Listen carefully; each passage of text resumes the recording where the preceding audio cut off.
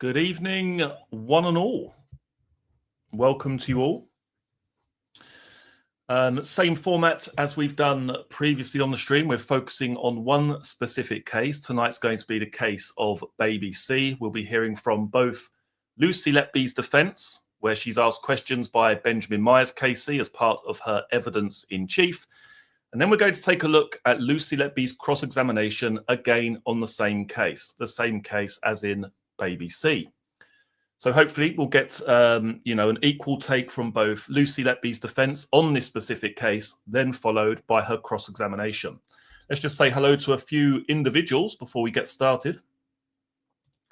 Lenny Russell, he's in the house. He's back from his night out on the town, eating his curry. Welcome to you.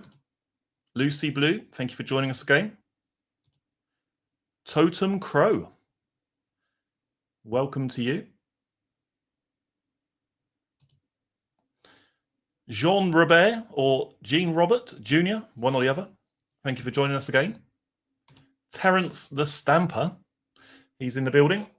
Thanks for joining us this evening. UK veteran. Andrew Dighton, thank you for watching this evening. As I say, it will be a very similar format to what we've done previously. If you haven't seen the previous episodes, you'll be able to find those on the channel. We've been doing pretty much each night, Child A, Child B, and now we're on to Child C. If you just look back on the live tab on the channel, you will see the previous episodes. Anne McGee, welcome to you. Thanks for joining us again this evening. Lindsay Cree, welcome to you. Penny's in the house. Two Jacks, welcome to you. Carmel Hughes, thank you for joining us. Nice little dog you got there. Thankfully tonight, my dog is not currently snoring, so that's always a bonus. But there's still time. And as I say, Child C, tonight's one is going to be a little bit longer compared to compared to yesterday's live stream, because Child C is a little bit more in depth, particularly where the cross-examination is concerned. I'm also around 3/4 of the way through editing Child D for tomorrow night's stream, so that will be all ready for a stream on Monday evening. Essex True Crime, the man, the myth, the Essex True Crime. Welcome to you. Thanks for joining us this evening. Lucy Blue, Johnny's making us all a curry tonight.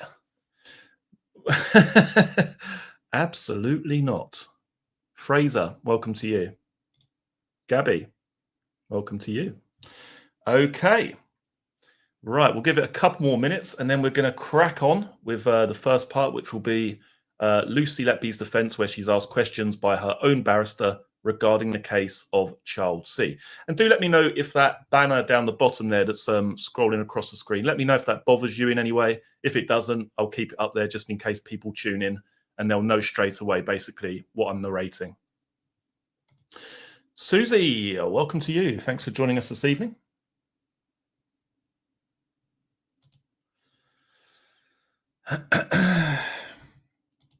Robin, welcome to you. Thanks for joining us. Right, let's get cracking then, shall we? We will get started with Lucy Letby's evidence in chief. And again, this is Mr. Myers asking Lucy Letby questions. Once we finish this, we then transition over to her cross-examination by Nicholas Johnson KC, again on the case of Child C. So let's put this in the old full screen. And if I can remember how to get rid of... oh yeah, that's something else I forgot to say. Just to clarify, what I'm reading here are transcripts, official court transcripts that have been purchased by myself, purchased by the channel. And if you do wish to support the channel in any way, shape or form, you can find out how to do that down in the video description box below. All help is greatly appreciated. Full screen, there we go. Let's get cracking, shall we? So in the presence of the jury, Mr. Myers. Baby C, Miss Letby, which is the third count on the indictment. Can we put up tile 5, please, Mr. Murphy, and go behind that? In fact, if we just have a look at the front sheet, that will probably suffice. Child C, born on the 10th of June 2015 at 15:31, 30 plus 1 week's gestation, born by caesarean section, 800 grams at birth. We can see IUGR, which means let's hope I get this right, intrauterine growth restricted, and also reverse end diastolic flow, which means the umbilical artery flow is reversed to some extent. Are you aware of that? Lucy replies, yes. So that's baby C's birth details. The events that we have looked at, the key events, before we look at the actual tiles with the nursing notes on, are as follows. In fact, there's an event on the 12th of June 2015, not on our sequence of events, but it will come to mind if we look at this, which is a radiograph taken at 12:36, showing marked distension of the stomach and small intestine. That was on the 12th of June. Then we come to the event, which is reflected on the charge on the indictment, and that's the 13th of June at about 2300 hours, when Sophie Ellis gave child C his first milk feed. At about 23:15, he collapsed after a projectile vomit, and efforts were made to resuscitate child C. But that resuscitation ceased at 00:45. That CPR ceased then, and sadly, child C died at just before 6 o'clock on the morning of June 14th, that morning. Let's look at the relevant nursing notes, if we may, before I ask you questions and let you explain what you can, Miss Letby. The first of those is a note by Sophie Ellis at tile 231. Can we enlarge that? It's the large panel on the left-hand side. We'll start with the large panel, which was a note made at 8:46 on the 14th of June. So this is several hours after child C had died. A note by Sophie Ellis, who, as we'll see, was the designated nurse. It says, quote, "Cares taken over at 2000. Safety checks completed and fluid requirements calculated. Nursed on Optiflow, 6 litres in 25% oxygen. Observations satisfactory. Heart rate 150 to 157. Respiratory rate 58 to 73. Elevated at times as previously been for past few days, and temp 37 to 37.1. Statistics given there: pink and well perfused, active and alert on 150 ml per kilo per day on day 4 due to birth weight of below 1,000 grams, hourly amount of 5 ml. It sets out the TPN and the lipids. Infusing via long line, site satisfactory. To repeat gas at 0200 on the 14th of the 6th, 15. Myself asked Reg Catherine Davis to start trophic feeds. She agreed. Started on 0.5 ml 2 hourly. First feed of 0.5 ml given at 2300. That's child C's first feed. At around 23:15, child C had an apneic episode with prolonged brady and DSAT. Crash call for neonatal team put out by myself. Resuscitation commenced. Resus drugs given as charted. We're going to move on. In fact, this doesn't involve the vomit. I apologise. This is the brady desaturation after the first milk feed. Let's scroll down, please, to the note at 0738. Quote, written in retrospect. This is on the 16th of June. We're just following through from Sophie Ellis. Written in retrospect of care from 14th of the 6th, 15. Had 2 fleeting braddies self-correcting, not needing any intervention. Shortly before, prolonged brady and apnea requiring resus. Minimal bile aspirates gained, green in colour. NGT aspirated before first feed. Bile aspirated. That was an additional note written by Nurse Ellis 2 days after the first note. Nurse Taylor also provided a note dealing with this, and that's at tile 217. Let's go there, please, and we go into that, please. It's on the right-hand side and the second panel. The first one with the text in, the 14th of June, 0720. So again, this is a note written, in this case, a little less than a couple of hours after child C had died, by Melanie Taylor. Quote, call to help as baby had brady DSAT. When arrived to baby, baby apneic. Loss of colour. Neopuffed, but not able to bag. No chest movement. Guidal airway inserted. Bagged and chest movement gained. Medical team crash bleeped. No heart rate heard. Started chest compressions. No improvement. Continued. Dr. Davies arrived. Dr. Gibbs called to attend urgently. Intermittent gasping. Continued resus. Intubated by Dr. Davies. Positive capnograph for CO2 obtained. Bagged via ETT. Good chest movement and air entry. Continue chest compressions. It goes on to say emergency drugs administered as documented. Further resuscitation notes in medical notes. Parents called and present throughout resus. Dr. Gibbs present throughout. Still intermittent gasping. Parents wanted child C to be baptized.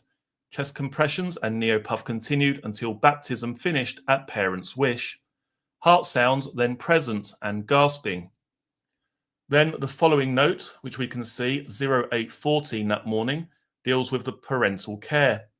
Parents of child C with child C, and sadly child C dying with them. Those are the notes that deal with the event, Miss Letby. Again, I make it plain my error when I referred to vomiting.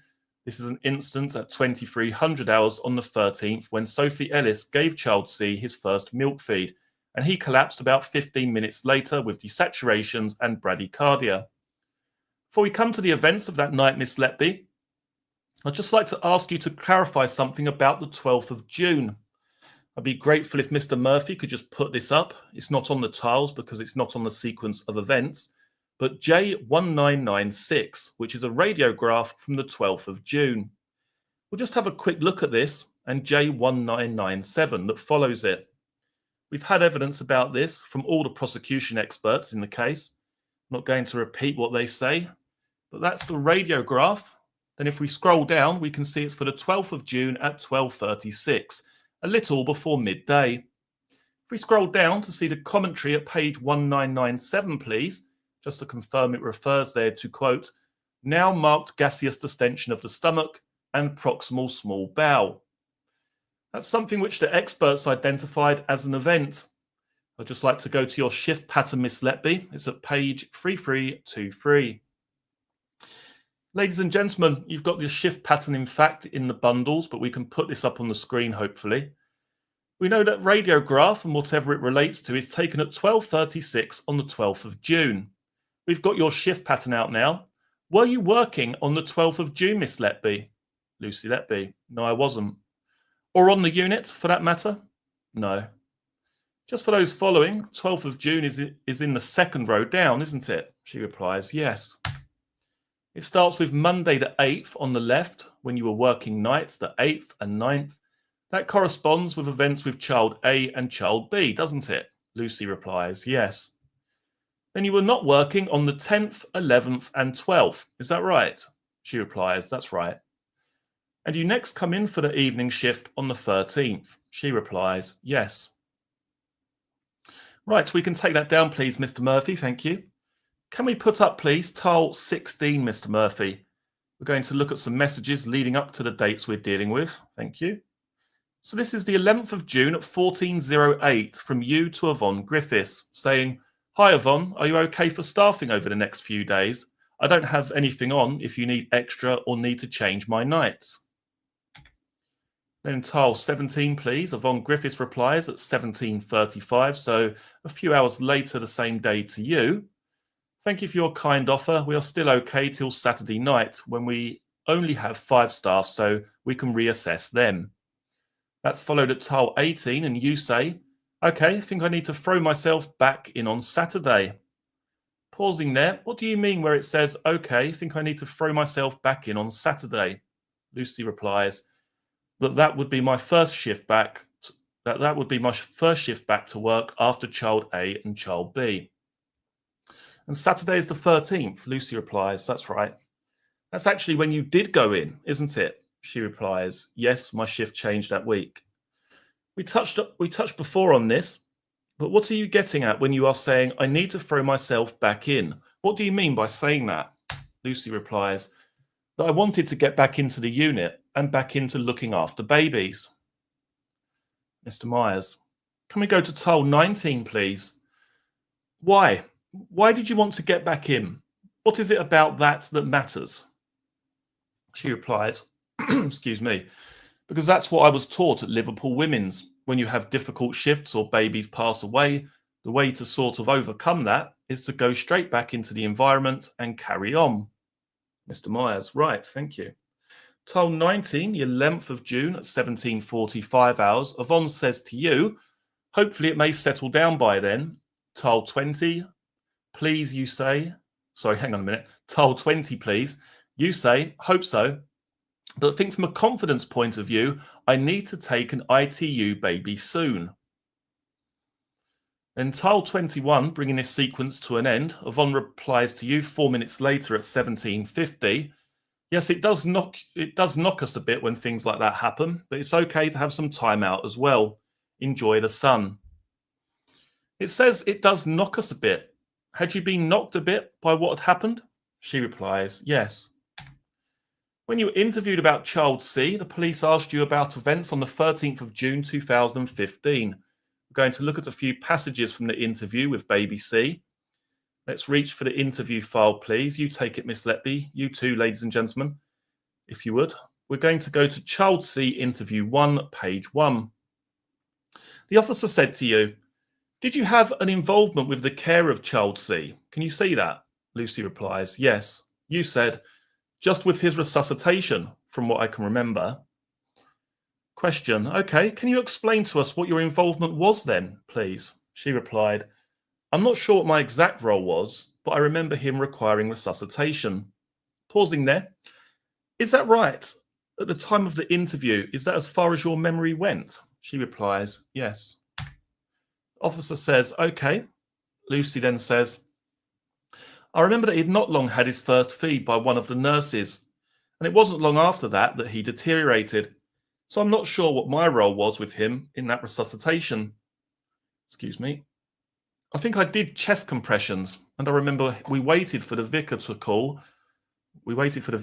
And we carried on resuscitation efforts until the vicar arrived, and then we withdrew care, and Child C lived for several hours after that around in the parents' accommodation. Let me just read that again. Lucy Letby. I remember that he'd not long had his first feed by one of the nurses, and it wasn't long after that he deteriorated. So I'm not sure what my role was with him in that resuscitation. I think I did chest compressions, and I remember we waited for the vicar to call, and we carried on resuscitation efforts until the vicar arrived, and then we withdrew care, and Child C lived for several hours after that around in the parents' accommodation. The police officer then says, okay, are you aware of why he required resuscitation? She replies, no, I don't recall the events leading up to that. I just know that he had resuscitation. Is that right? Did you have any recollection of any events leading up to the resuscitation?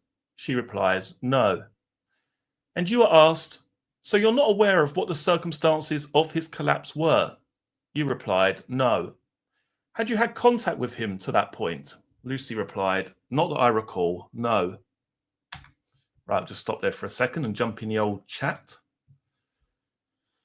Have a sip of the old coffee.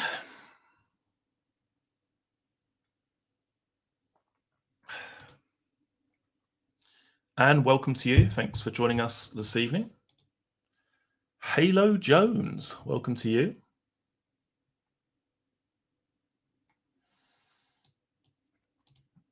Rachel Barker, welcome.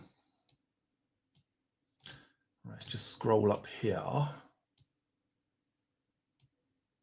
Okay.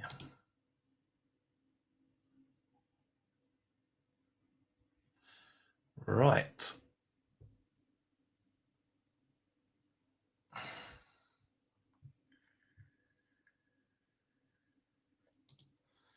Terry Stamper, I'm also partial to some biryani, dal and nice korma from time to time. This is all Lenny's doing, isn't it? Because he wasn't available yesterday and he completely sacked us off to go and eat curry with his mates, which was, incredibly self-centered of him, wasn't it? Oh, dear. Oh, gee, heading home from work. Appreciate you, John. Hello from Michigan. Well, welcome to you. It's lovely to see some viewers stateside. Thank you for attending this evening. Jill Pendleton is late to the party, but you're here. Beiji Biscoff is in the house. Thanks for moderating this evening. It's greatly appreciated as always. Right, let's continue onward, shall we? What are we on at the moment? Slide 12, and we've got 39 for Lucy Letby's defence. Right. Okay. Nope, don't skip forward. There we go. Right, 2 seconds, and then we will carry on. Okay, so we've got Benjamin Myers. How easy was it to recall detail when you were being interviewed in July 2018 of what happened on this night leading up to his collapse? Lucy replies, it was very difficult. I don't really have any memory until the resuscitation, with it being a significant event. Prior to that, it was just a normal shift. Mr. Myers, had you had any involvement with Child C? Lucy Letby, no. Or any reason for it to stand out in any particular way? She replies, no. How easy is it just to go back and think up details relating to a baby whose name is given to you, maybe years after the event? She replies, it's very difficult. I've looked after hundreds of babies. But the events of this night, did they stand out though? She replies, yes. Did you know who the police were talking about when they asked you about Child C? She replies, I did, yes. Let's go through events as you recall them, Miss Letby.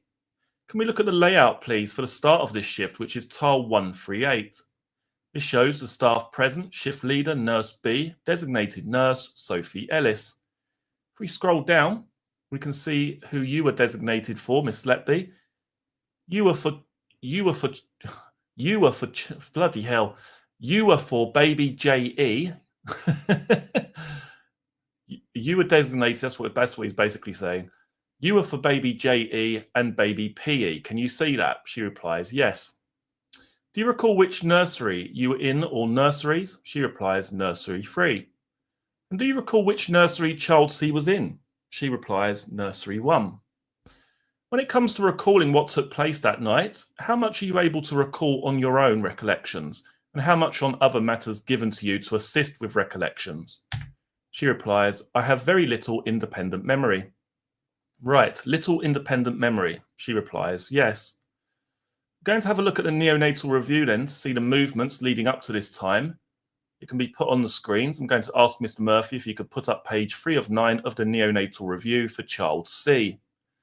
We can see the event for Child C at 23:15 is right in the centre at line 71. Do you see that? Lucy replies, yes. We go up to the top half of the chart and enlarge that so we can see what you're recorded as doing in the period leading up to that. Can you see line 55? She replies, yes. What does that show you doing? She replies, so that's me carrying out observations on the baby JE. And observations, and what about line 56? She replies, I also did the fluid balance chart at that time as well. That's at 2300 hours, yes? Lucy replies, yes. So that was an observation and fluid balance and a feed. Which nursery would you be in for that? She replies, nursery 3. Line 65, also in blue. What's happening then also at 2300? She replies, so around that time, I've also done observations on my other baby, PE. Which nursery would that be in? She replies, I believe that was nursery 3 as well. Mr. Myers, yes. Was anybody else working in nursery 3 with you, as far as you can recall, now with everything you have learnt? She replies, Nurse B was around and about quite often, yes. But I don't know if she was actually working in the nursery. All right, looking after JE and PE, carrying out the type of task that we can see at 2300. What sort of timescale does that require to do those tasks across those babies approximately? She replies, the observation chart for PE would probably have taken a matter of minutes. That would have been readings from a monitor, I assume. With JE, it would have been longer because I believe I gave a milk feed at that time as well. Right? From what you can see, would you have been anywhere other than nursery 3 in or around 2300? She replies, no. I think we need to keep this in mind, this stuff. Right, from what you can see, would you have been anywhere other than nursery 3 in or around 2300? She replies, no. Before we move forward, I'd like to see what led up to that. You have said to us that you don't recall having had anything to do with Child C that evening. Lucy replies, no. What were you occupied with that evening? She replies, the babies I was allocated to look after in nursery 3. We know the collapse with child C is around about 23:15. Right, so we've really got to keep a note of this here. From what you can see, would you have been anywhere other than the nursery anywhere other than nursery 3 in or around 2300? We know the collapse with child C is round about 23:15. Lucy replies, yes. We know he had a feed at 2300. Lucy, yes. And we've seen what you were doing at 2300. She replies, yes. If we look at this, starting at line 28, we're going to just look down to the end of the table, lines 28, 29, and 30, 2200, involving baby JE. What would you have been doing at that time? She replies, so I've also made an entry on my nursing notes to reflect some observations that I've made of JE at that time. And which nursery is that in? She replies, nursery 3. Move down, please, to line 37. There I've taken fluid readings for my other baby, PE. Lines 38 and 39, can you help us with that? She replies, yes, they're medications that I have co-signed with Nurse B for a baby, HM. I'm not sure where that baby's located. Mr. Myers, I'll tell you, HM is allocated to Nicola Dennison, as it happens, on the schedule we have. Carrying on, EB at 40 and 41. What's going on there? Lucy Letby. So the same again. Myself and Nurse B have given medication for this baby. Mr. Myers. And lines 45 and 46. What are you doing there? She replies, so that's another set of drugs for another baby, a different baby again. Mr. Myers. We've seen what follows with your babies in nursery 3 at 2300. So again, assisted by that. Did you have any involvement with child C before the time of the collapse? She replies, no. And so far as you can remember, and from what you've seen, where were you located? She replies, in nursery 3. What was the first you were aware of any problem relating to child C? She replies, once he collapsed. If you just stay focused with this, Miss Letby, how easy... there must have been something, I was reading through this, there must have been something that happened in court which leads Benjamin Myers to say what he does next. I don't know whether something startled her in court or something. I'm not really sure, but it just it seems to go off track here very briefly. So, Mr. Myers, what was the first you were aware of any problem relating to child C? Lucy Letby, once he'd collapsed. If you just stay focused with this, Miss Letby, how easily do things distract you around you if anything happens? How easily do things distract you around you if anything happens? She replies, I'm very easily distracted. Have you always been like that? She replies, no. You do your best to concentrate on this, right?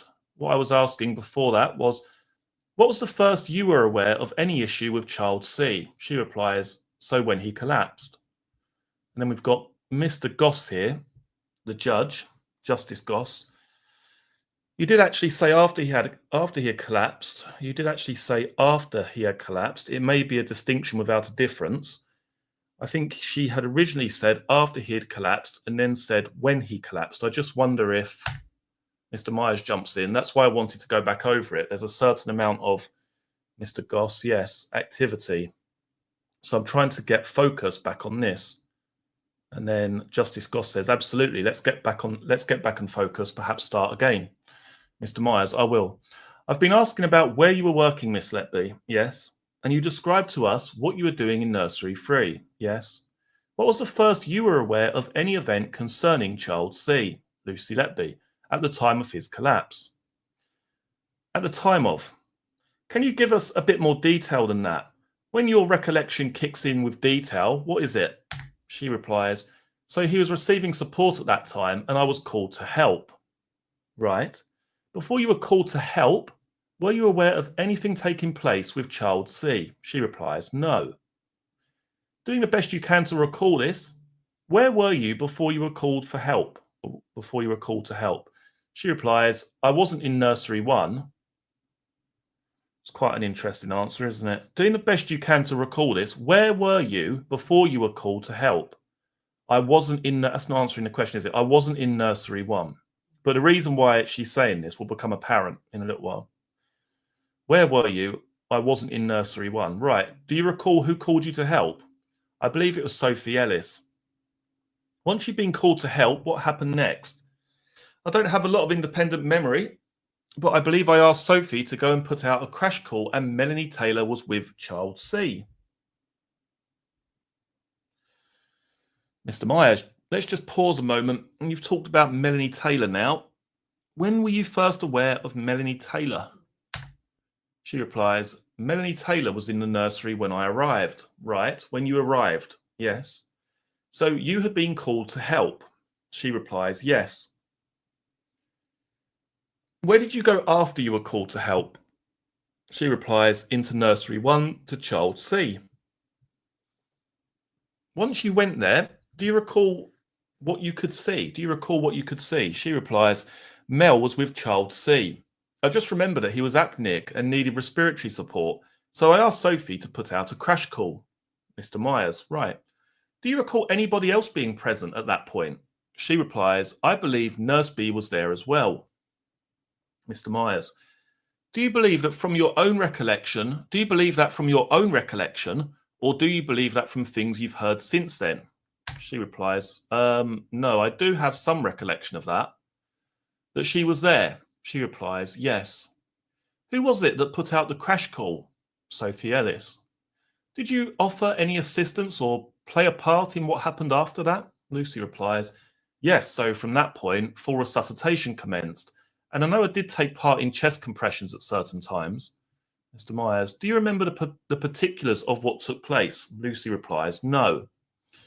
Just want to go through some of the questions you were asked about this when you were interviewed by the police. I would like us to go to the child C interviews, if you would please, ladies and gentlemen, behind tab 2. So redacted, and this time it's 2. It'll have redacted in red at the top right-hand corner if we're at the right place. There's a passage I want to remind us of, and then a couple of questions about that. Can you see on the left-hand side of the page, it says 002910? Lucy replies, yes.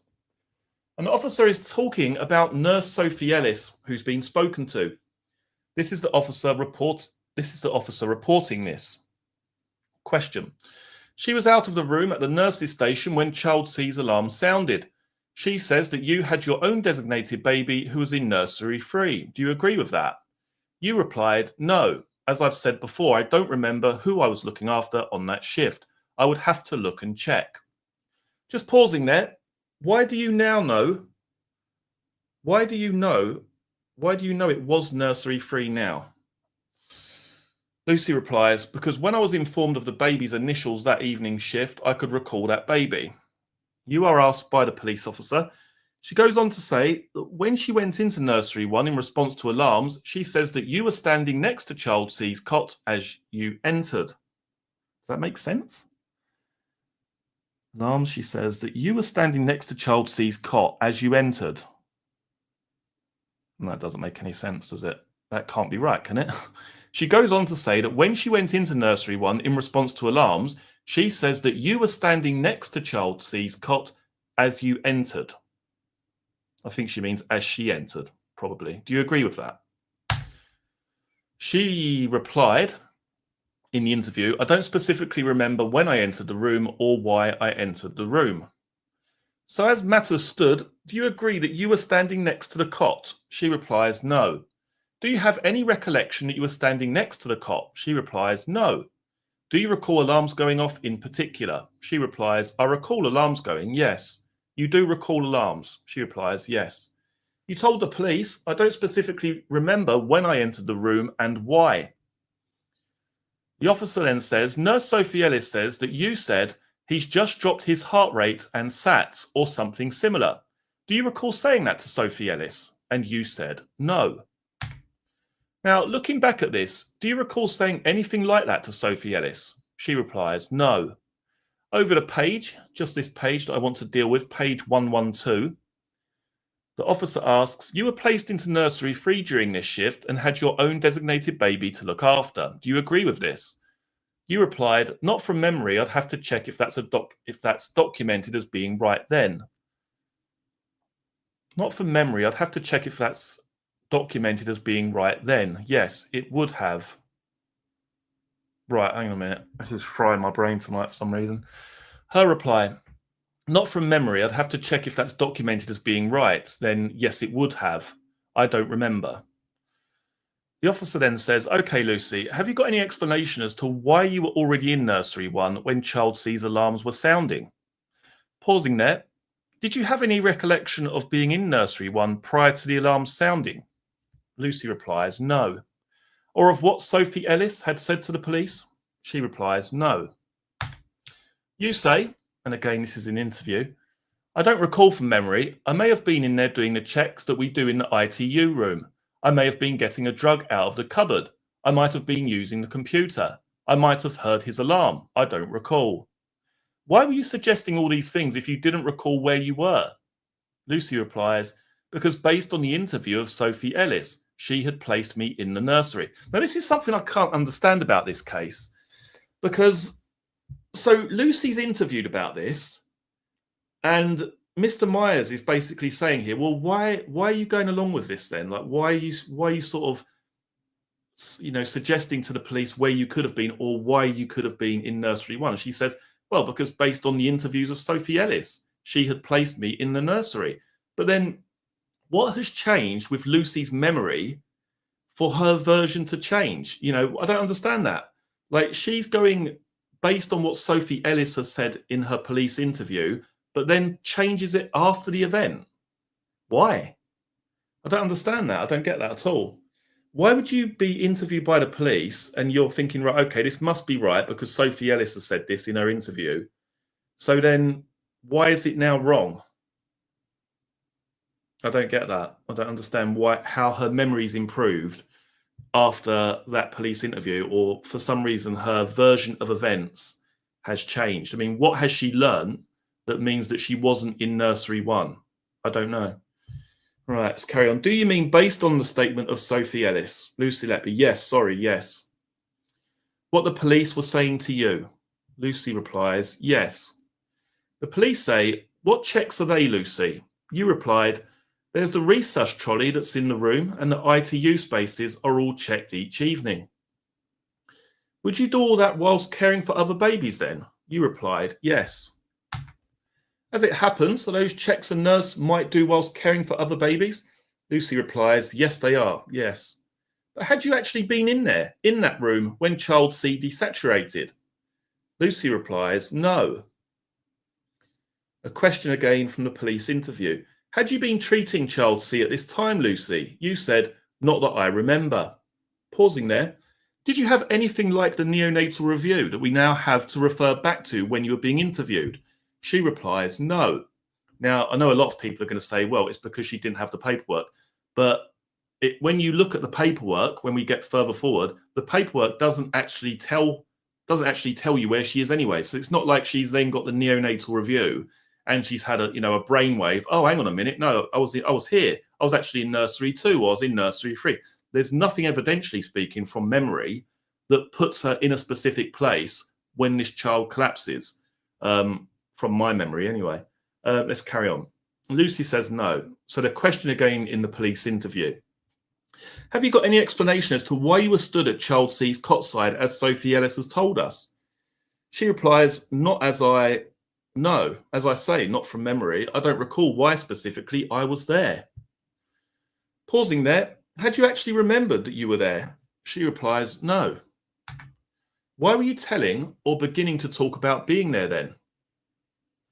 She replies, because from the statement of Sophie Ellis, that's what had been put to me, that I was there. I don't know. If someone said to me, we've got a statement from someone, and they said, you were in this room, I mean, if I was really unsure of where I was, would I go along with it? I don't really know. I'd probably try and think of why I could be in there like she's doing. But I'm wondering why she then decides that she wasn't there. It's not as if she then goes through the cross-examination process and starts saying, well, exactly, I don't really know where I was. I couldn't tell you. She starts to become more and more adamant that, in fact, she wasn't there. So how can that memory have been improved? Or how can her memory have improved since the time of her police interview? I don't understand it. Because from the statement of Sophie Ellis, that's what had been put to me. That's that I was there, right? We know that if we actually read just to the end of this section, the comments, she talks about the comments that Sophie Ellis said you'd made. The officer said, "Got any explanation as to why you made that comment to Sophie?" Lucy replies, "That's what I must have witnessed. That's what I must have witnessed. Alarming on the alarm, and that's when she's come." "Did you actually have any recollection of being there with the alarm sounding and saying anything to Sophie?" Lucy replies, "No." "So why were you talking about saying things to Sophie?" She replies, "Because that was a suggestion that Sophie had said I was there, and I was thinking of reasons, if that was correct, why I would have been there." But that's fine. But then how does that memory improve to not being there? That's the problem I've got. I don't understand that at all. And the officer says, "Okay, you've got no explanation as to why you're in nursery 1."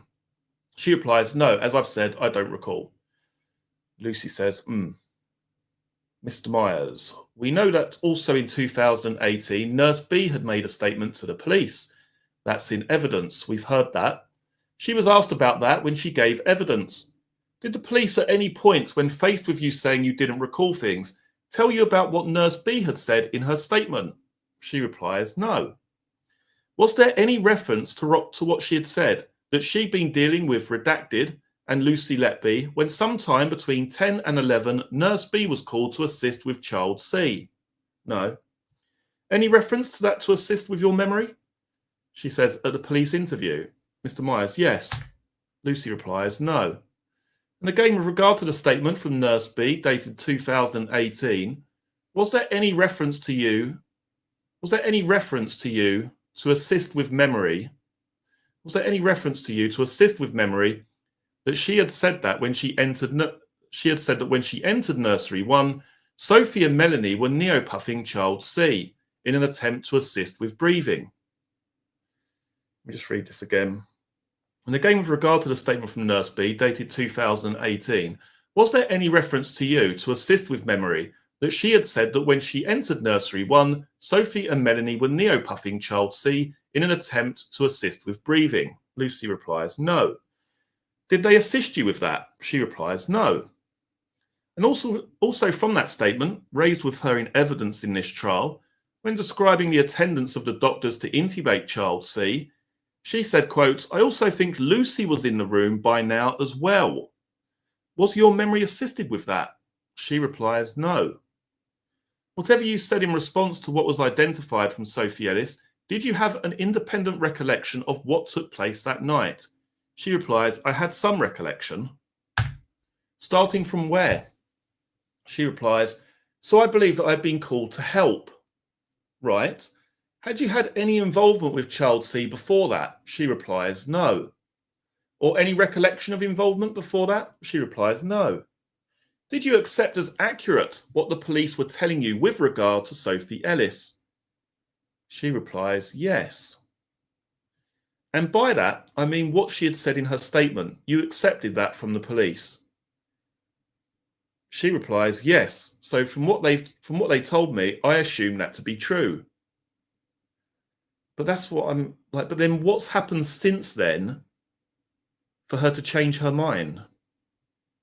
That's what I can't understand. Right. Also referred to in the course of the interviews, I want to ask you about this. Were messages that you'd sent whilst on duty earlier that evening, were there messages?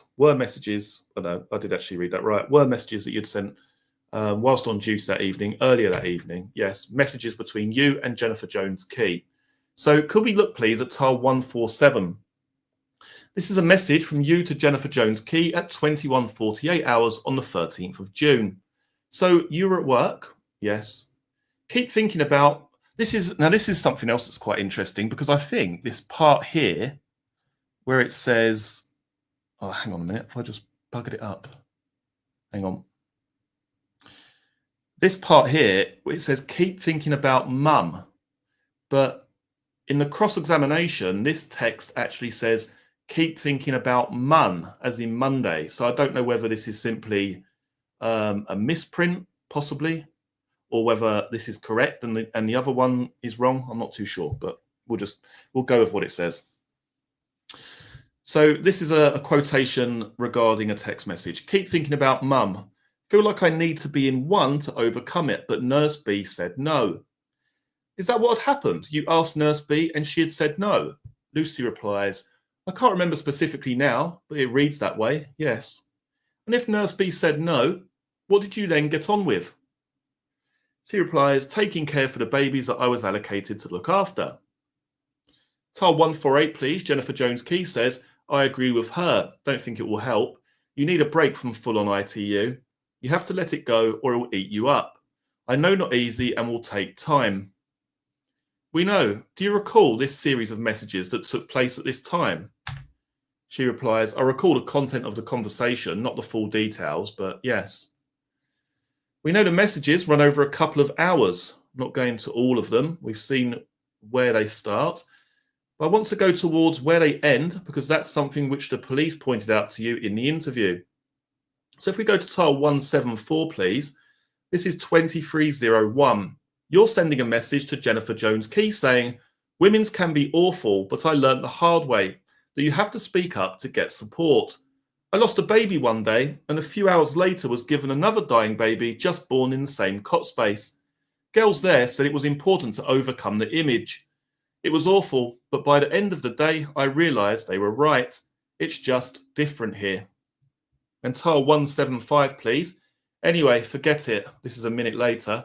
I can only talk about it properly with those who knew him. And Mel not interested, so I'll overcome it myself. You get some sleep. And Jennifer Jones-Key replied to you at tile 176. That's a bit mean, isn't it? Don't have to know him to understand. We've all been there.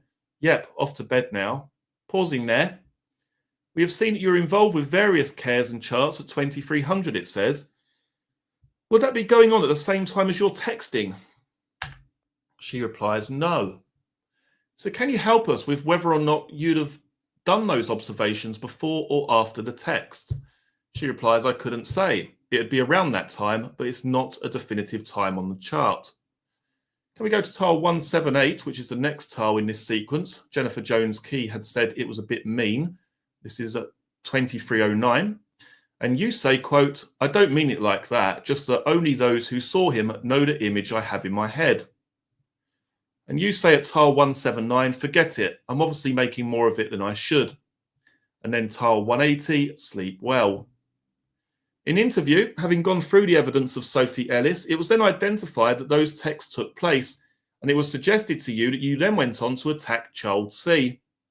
Do you recall that being put to you? Lucy replies, yes. Right, we'll stop there for a second. Have a quick break.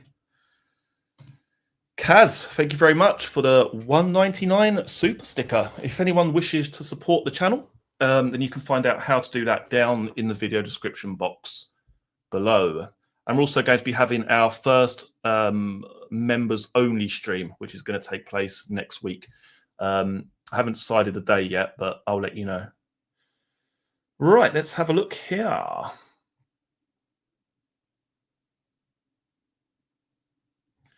Right, let's have a look.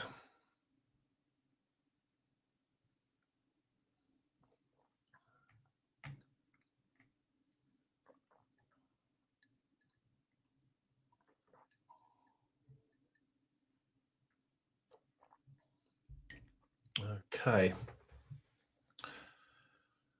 Right. So we're now on slide 36. I think we go up to 39 with the evidence in chief. And then we've got the cross-examination to follow after that as well, obviously. Right. Right, so you better smash the old like button. By the looks of it, Lenny Russell. If we get to 100 likes, I will donate some more memberships. Right, so don't forget to hit the like button. If you can, that would be greatly appreciated.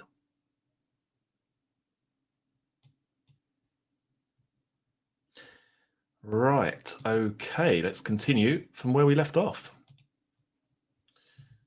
Is there anything about those texts? Oh, Christ, don't knock that over. Is there anything about those texts which have the effect of making you want to attack any child? She replies, no, not at all, no.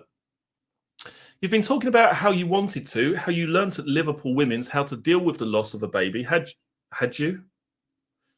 Jesus Christ, is it just me or is this worded incredibly weird? You've been talking about how you wanted to, how you learnt at Liverpool Women's how to deal with the loss of a baby, had you? She replies, yes. Was that something you wanted to happen? Take a drink. Sorry, could you repeat that? Says Lucy. The loss of a baby, is that something you wanted to happen? She replies, not at all, no. Why were you talking about the support you needed for it, the way to deal with it? She replies, what do you mean, sorry? Mr. Myers, why were you talking about Jennifer?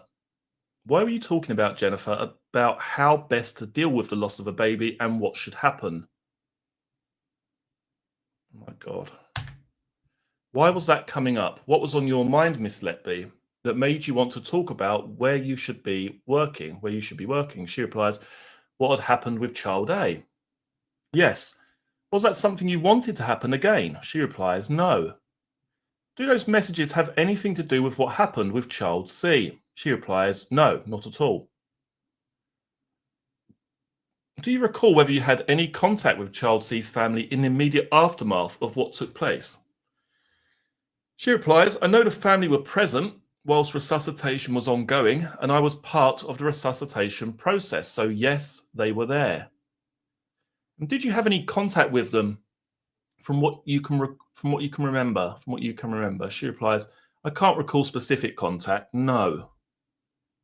And did you have any contact with child C in particular after he died? Rather, let me say, after CPR had been stopped? She replies, I can't recall. All right, so is that to say you might have done, you can't remember, or you didn't? She replies, I may have done, but I couldn't recall specifically. Do you recall whether you assisted with any of the steps that are taken to help families come to terms as much as they can with the enormity of what's just happened? She replies, not from memory. We know that you did a Facebook search for the parents of child C on the 14th of June at 15:52. So that's later on that day that child C had died. Why did you do that? She replies, the family were very much on my mind. The first time I had met the parents was during the resuscitation of their son. And why were they on your mind, if that isn't too obvious a question? Because when you go home from work, you don't forget about the babies that you've cared for and what's happened. We know in their case and other cases, there are times you do searches on Facebook in the months that follow. Yes, why is that? Because there are times when they do enter my mind. How do you feel about what they have been through? How do you feel about what they have been through? She replies, what the parents have been through. Yes, it's unimaginable. I can't. And that's where it ends for her evidence in chief.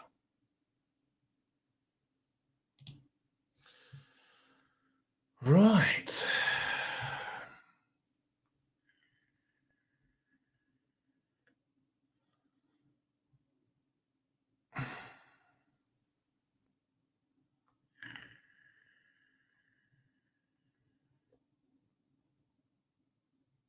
Just going to catch up with the chat very briefly.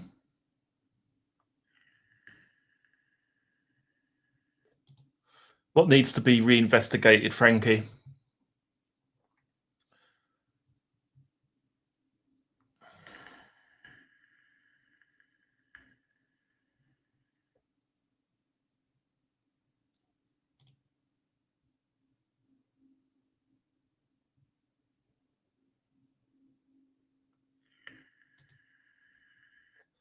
Doing searches for parents that she claims not to have had anything to do with in terms of their babies. Well, yeah, I guess that is a good point, isn't it?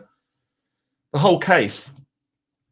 But is that because you don't particularly know a great deal about it? Or is that because you think that after 10 months and over £2 million spent on Lucy Letby's defence, you think they should just redo it again? It's like when you hear that view from Peter Hitchens, oh, we should do it again. Well, why? Why should we do it again? Well, because there's a bit of an uneasy feeling about the verdict. Right, okay. An uneasy verdict from who? Well, people that didn't really follow the first trial, people that didn't attend the first trial, they're a bit worried that maybe this is a miscarriage of justice. So we should do this all over again. A 10-month trial. Have you got any idea the cost that's involved, the time that's involved. I mean, why would they want to do it all over again when they've literally just spent 10 months going back through it? I mean, if it was like a 1 month trial and it was all rushed through, that's a different story. But we're talking about a trial that lasted the best part of a year.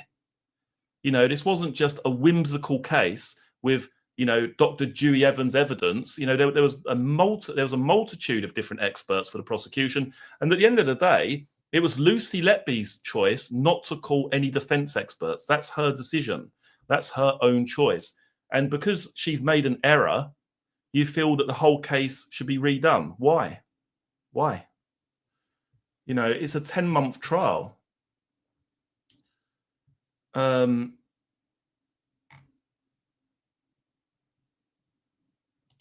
Terence is catnapping Leslie's kitten. I can't condone that, Mr. Stamper, at all. I'm interested to know, like, why people think it should be redone. Because what? Because you don't agree with the verdict, or you don't feel it was done thoroughly enough, or what? What reason do you feel that this should be completely retried again from you know, the very, very start? I'm really interested to know. Because bearing in mind, she's also gone through 2 appeals, and she hasn't even been able to get to the appeal process part to actually have an appeal. You know, in terms of having a brand new trial, that's a step even further beyond that. And she hasn't even been able to obtain an actual appeal yet, has she? So that tells you, doesn't it, that really, what evidence has she been able to provide to suggest that she should have a new trial, that she should have an appeal? Clearly, the information that she's provided thus far is lacking in some way. You can't defend the indefensible, says Jill Pendleton. Beiji Biscoff, right. So now we're going to move on to the cross-examination. Hopefully this is a little bit easier to read than the defense. They chuck in the odd word that I'm not expecting, which doesn't help. Pokam has become a member. I can't believe how many people that watch this stream have got pictures of their dogs or cats as their profile photo. It's astounding. Thank you very much, Poe. That's greatly appreciated. And as I say, if you wish to support the channel, you can find out how to do that down in the video description box below. All help is greatly appreciated. Lindsay H, I think most of us can understand that NHS make mistakes. However, this investigation was thorough and the trial was in depth. Yeah, like I say, I mean, I can understand if people have only heard about this case recently because of some of the media attention, and maybe they read some of the headlines like, you know, this is an unsafe conviction, or it could be, then I can understand why some people would say, well, why not just do another trial? But when you look back to how in depth this was, how long it went on for, is there really any need? Do we need another trial when the first one lasted the best part of a year? And it's also not like the jury only took 2 minutes to come back with their verdicts. They spent a great deal of time thinking through each and every charge, each and every count on this indictment. And to me, the trial was incredibly thorough, regardless of, you know, the outcome. It was incredibly in depth and incredibly thorough. The only thing that's lacking from it is Lucy Letby's lack of medical experts or medical expert testimony. But again, that's not the prosecution's fault. That's not the judge's fault. That is Lucy Letby's own choice. So that's the end of it, isn't it? I love animals as well, Miss Blackwell. I'm a massive animal lover, I have to say. Even my dog that snores. Right, let's get started in 2 seconds with the cross-examination. Let's just change the old pictures here a second. Bear with me. Okay, let's move to this one. And that one's on there, so that's fine. And then the banner's got to be changed as well. So there. Okay. Let's have a look.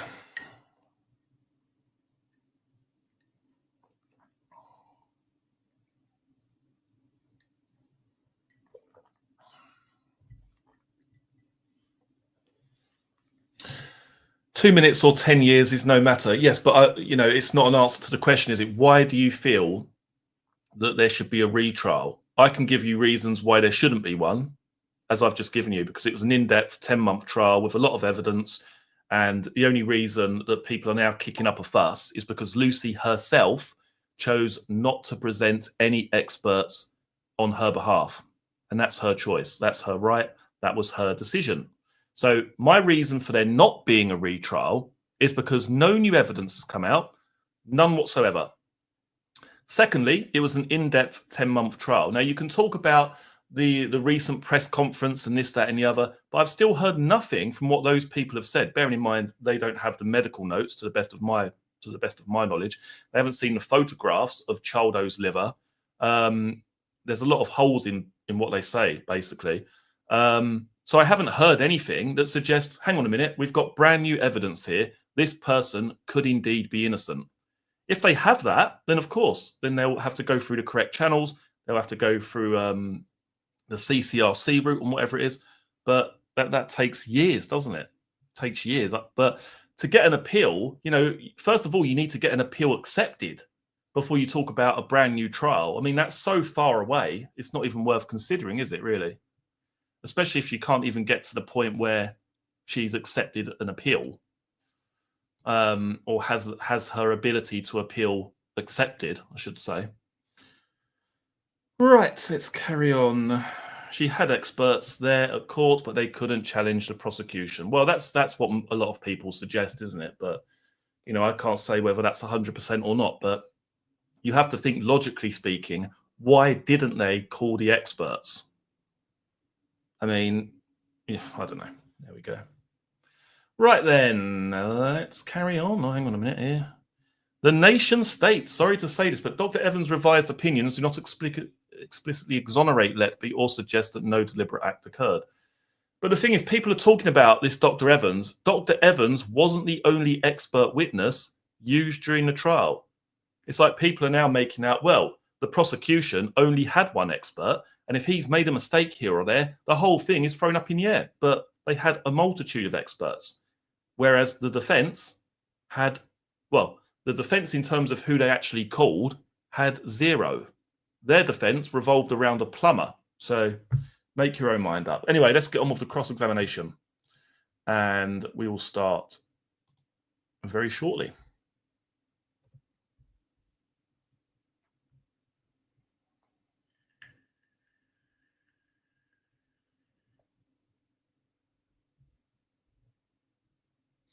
Okay, so cross-examination. This was conducted by Nicholas Johnson KC. So now we're moving on to Child C, born on the 10th of June 2015 and died at about 5 a.m. on the 14th of June. Although the event for which we allege you to be responsible that caused his death happened just before midnight on the 13th of June.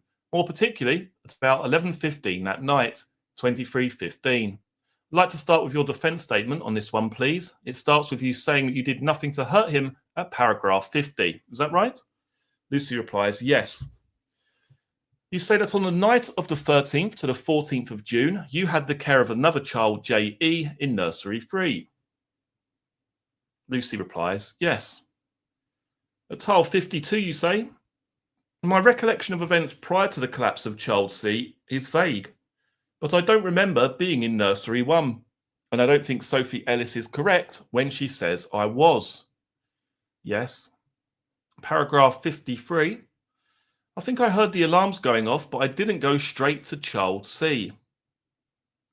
I don't know whether I was walking past the nursery or how I came to go in there.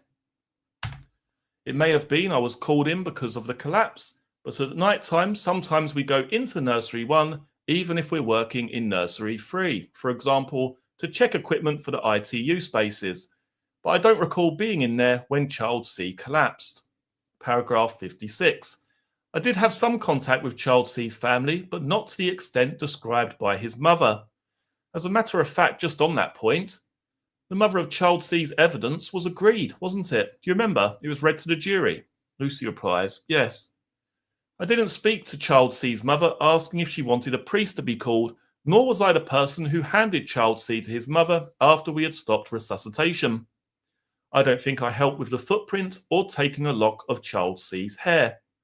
I do not recall asking if the parents wanted to put child C in a basket or any awkward conversation. And again, that specific point, putting his body in a basket, is something that the mother of child C suggests you said and was agreed evidence, wasn't it? Yes. After child C had died, I was still looking after JE. That would have been my focus.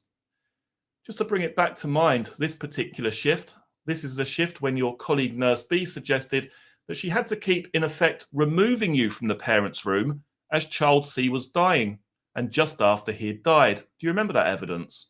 Lucy replies, yes. I'm going to suggest that your assertion in your defense statement that your recollection of events prior to child C's collapse being vague is not true. What do you say? Lucy replies, I don't agree with that. You don't. And I'm going to suggest that you enjoyed what happened, and that's why you were in and out of the family room. Lucy replies, no. You had been off on Thursday the 11th and Friday the 12th of June, hadn't you? Yes. And you were back in on the night shift of Saturday the 13th? Yes. When you were being interviewed, did you remember child C? Yes. Why did you say that you didn't? She replies, I'm not sure. What do you mean, my police interview? Yes. I'm not sure what detail I had to start with, but I know I remembered him once I had more details. I'm not sure what I was told at the very beginning. We'll come to the detail. Is it your case that staffing levels contributed to child C's death? Lucy replies, no, I don't know how child C died. Is it your case that medical competence or incompetence contributed? Lucy replies, no. Or that anybody made a mistake? No. Do you accept that child C progressed well, having been born in good condition? Lucy Letby, I can only go on what other people's notes were. I'd not looked after child C before. But do you accept that the evidence is that child C was doing well? Lucy replies, I think there had been some issues with his abdomen and things, but he wasn't perfectly healthy. That's why he was in a neonatal unit. But there were no causes for concern, were there? Not that I recall. No. I will just remind you of some of the context. The jury and you may remember that this is the case where one of the notes in the nursing notes was misfiled on a different baby's file. And when child C had died, it was transferred from that file to child C's file. It was a note made by Yvonne Griffiths. Do you remember that? Lucy replies, yes. And just while we're on that subject, once you have entered, we've seen in many cases, haven't we, that in the nursing notes, the time that the file entry is opened is recorded by a computer. Yes. And the time that that is entered into the system is also recorded. Yes, the time it's completed. Yes. Once a nursing note is completed, is it editable? Lucy replies, no. And that perhaps is the reason why this particular note couldn't simply be transferred across. It had to be rewritten. Lucy replies, yes. Okay, let's start with that because that gives us a position on the day shift of Friday the 12th of June. It's tile 273, please, Mr. Murphy. If we go into that. These concern events at 18:30 on the day shift of Friday the 12th of June. Just to remind us all, YG, Yvonne Griffiths, we can see that note. We can see that the notes actually entered after child C had died.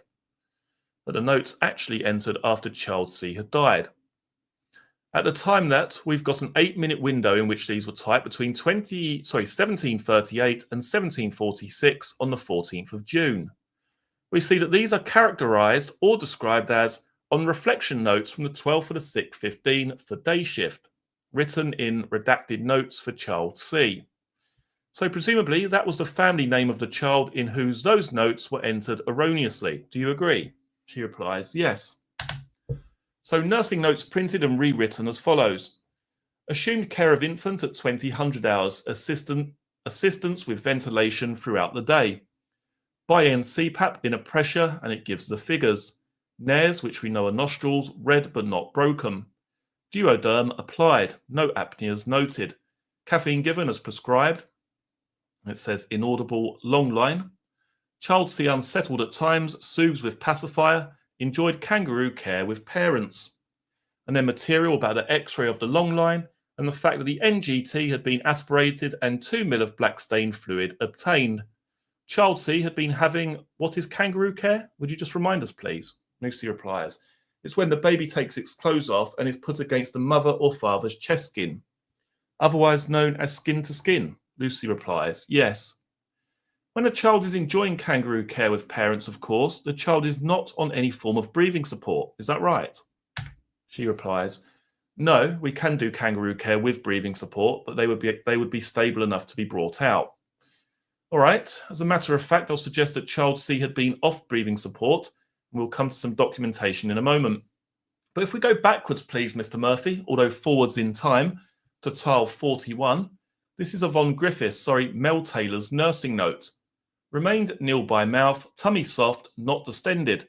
Dark bile obtained from OGT. Registrar Davies aware. To continue nil by mouth for now and monitor. Bowels not opened, past urine. Right? Lucy replies, yes. So that's overnight, the 12th to the 13th. The day shift, in other words, the shift immediately before the shift on which you were working and child C died. It was Joanne Williams who looked after him and just want to deal with what happened on that day. If we start, please, with the nursing at tile 116, we see there at the top JW for Joanne Williams, creation time 1619. Nursed on CPAP, pressures given, capillary blood gas at 9.00, very good. However, child C very unsettled and fractious. After discussion with Registrar Ogden, taken off CPAP whilst out having skin-to-skin with mum. Calmed down straight away while on mum. Just required some facial oxygen while out. No signs of increased work of breathing. You read it all to yourself if you would, please. Is that a positive picture? Lucy replies, yes. Can we go to tile 67, please? This document gives us a ready reckoner for what sort of breathing support child C was on, doesn't it? Lucy replies, yes.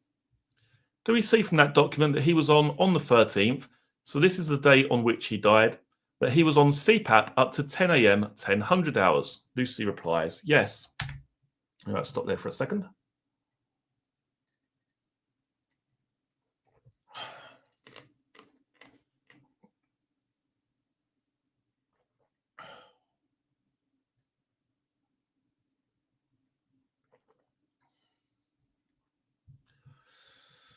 All right, okay. Let's just catch up with some of the chat for 2 seconds.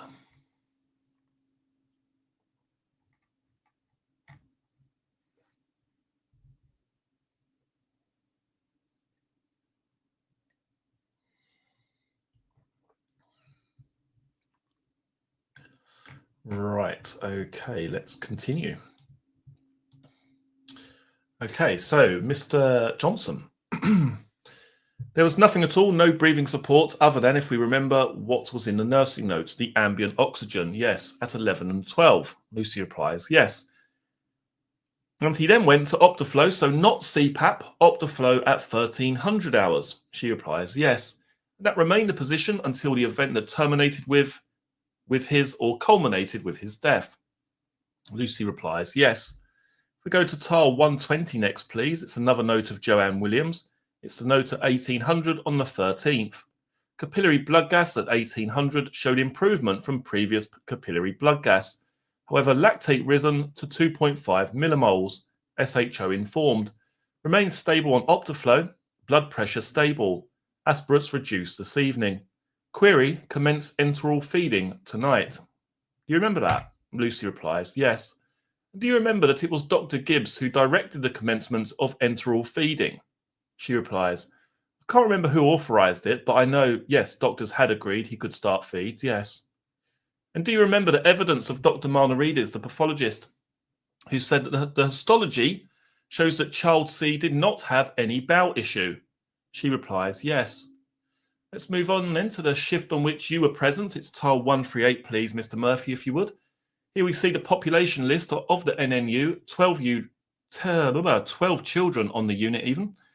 Lucy Letby, I can just see the staff at the moment. It's my fault, I'm sorry. There it is at the bottom of the page. So we see the population list at the bottom of the page. We see that you had the child J.E. Lucy says, yes. That's at number 3 there. As a matter of fact, J.E. was in nursery 3, wasn't he? Do you remember? Yes. Sorry, I missed your answer. Do you remember that he was in nursery 3? Lucy replies, yes, sorry. And this, to bring it back, was he was the child with the breathing problems that Nurse B thought worthy of close monitoring. She replies, yes. Your other charge that evening was PE, who is in number 10 in the list, do you see? Yes. And so far as nursery 1 was concerned, we heard evidence from several witnesses that there were two children in, although we haven't got a population distribution chart. We heard from several witnesses that child C was in nursery 1. Yes. And so was another child who was being looked after by Melanie Taylor, who we see in the list at number 8, MRE. Yes. Do you recall there being any other children in nursery 1? She replies, no. So the evidence suggests, would you agree, that there were two children in nursery 1, one of whom was child C, the other MRE. Lucy, from this, yes. Nicholas Johnson, yes, well, not only from this, but from all the evidence that we've heard in the trial. Yes, relating to this event. So from all your colleagues who gave evidence. Lucy replies that there were 3 babies in nursery 1. No, 2 babies in nursery 1, 2 in number 1, and you were looking after 2 in number 3. Lucy, okay, I'm not sure if that's what they've said, so I'm suggesting that's the evidence. I'm sure I'll be corrected if I'm wrong. And if I find out off my own bat I've made a mistake, I will correct it. Anyway, first of all, I'm going to suggest to you that this was yet another shift on which you migrated from either nursery 3 or 4 back into nursery 1. Lucy, yes, in response to child C's care needs. Nicholas Johnson, no, before child C collapsed. I don't have any recollection of that.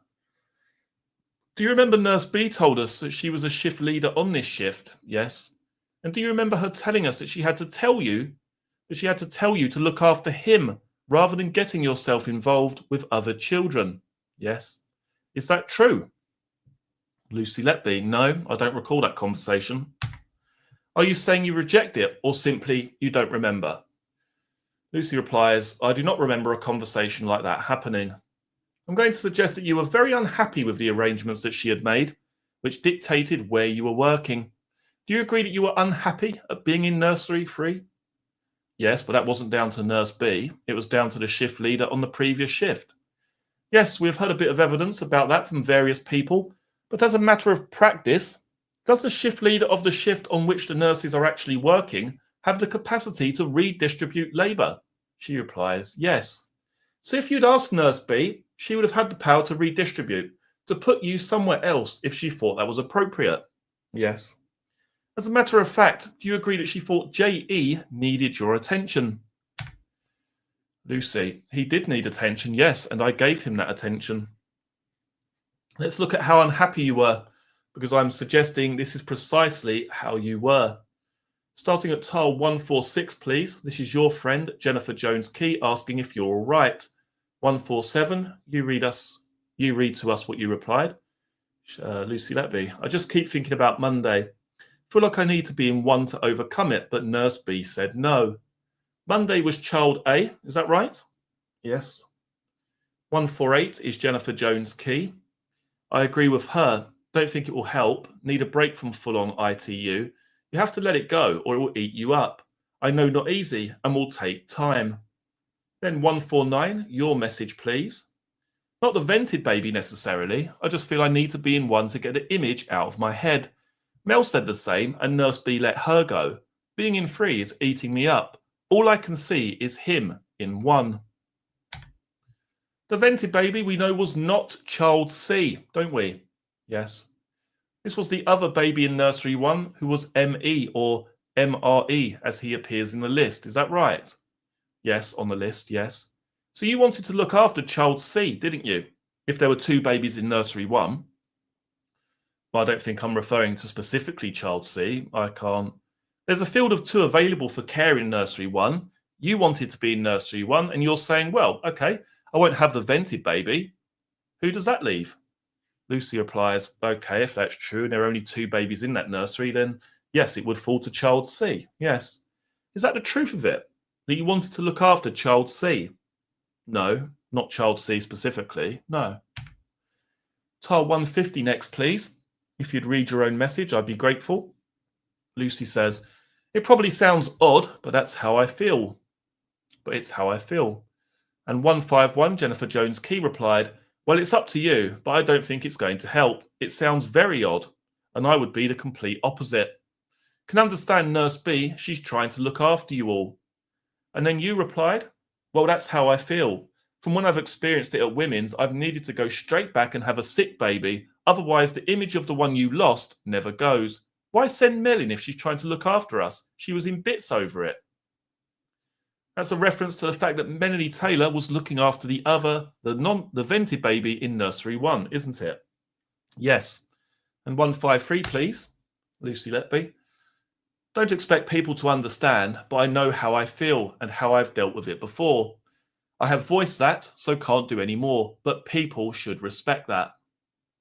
You wanted to get your own way, didn't you? No, I expressed a preference to go to nursery 1, as did Mel. And people should respect that. What does that mean in this context? People should respect what I'm asking and saying that that's how I potentially deal with something. So you should get your own way. No, it's not about having your own way. It's about how you deal with things. Mel and I had both asked to go into nursery 160. Jennifer Jones Key replies, I think they do respect it, but also trying to help. Why don't you go in 1 for a bit? What did you take that to mean? Lucy Letby, that the staff there were trying to help me. That the staff are trying to help me. Well, Jennifer Jones Key isn't working, is she? No. Right. Okay, so what did you understand her to be saying to you by, why don't you go in 1 for a bit? Spend some time in nursery 1. Yes, and your response? Yeah, I've done a couple of meds in 1. I'll be fine. What did that mean, Lucy Letby? That I've checked or drawn up some medications in nursery 1. TAR 162. It didn't sound like you would be. Sorry, was eating my tea. I assume that's a reference to you would be fine, was it?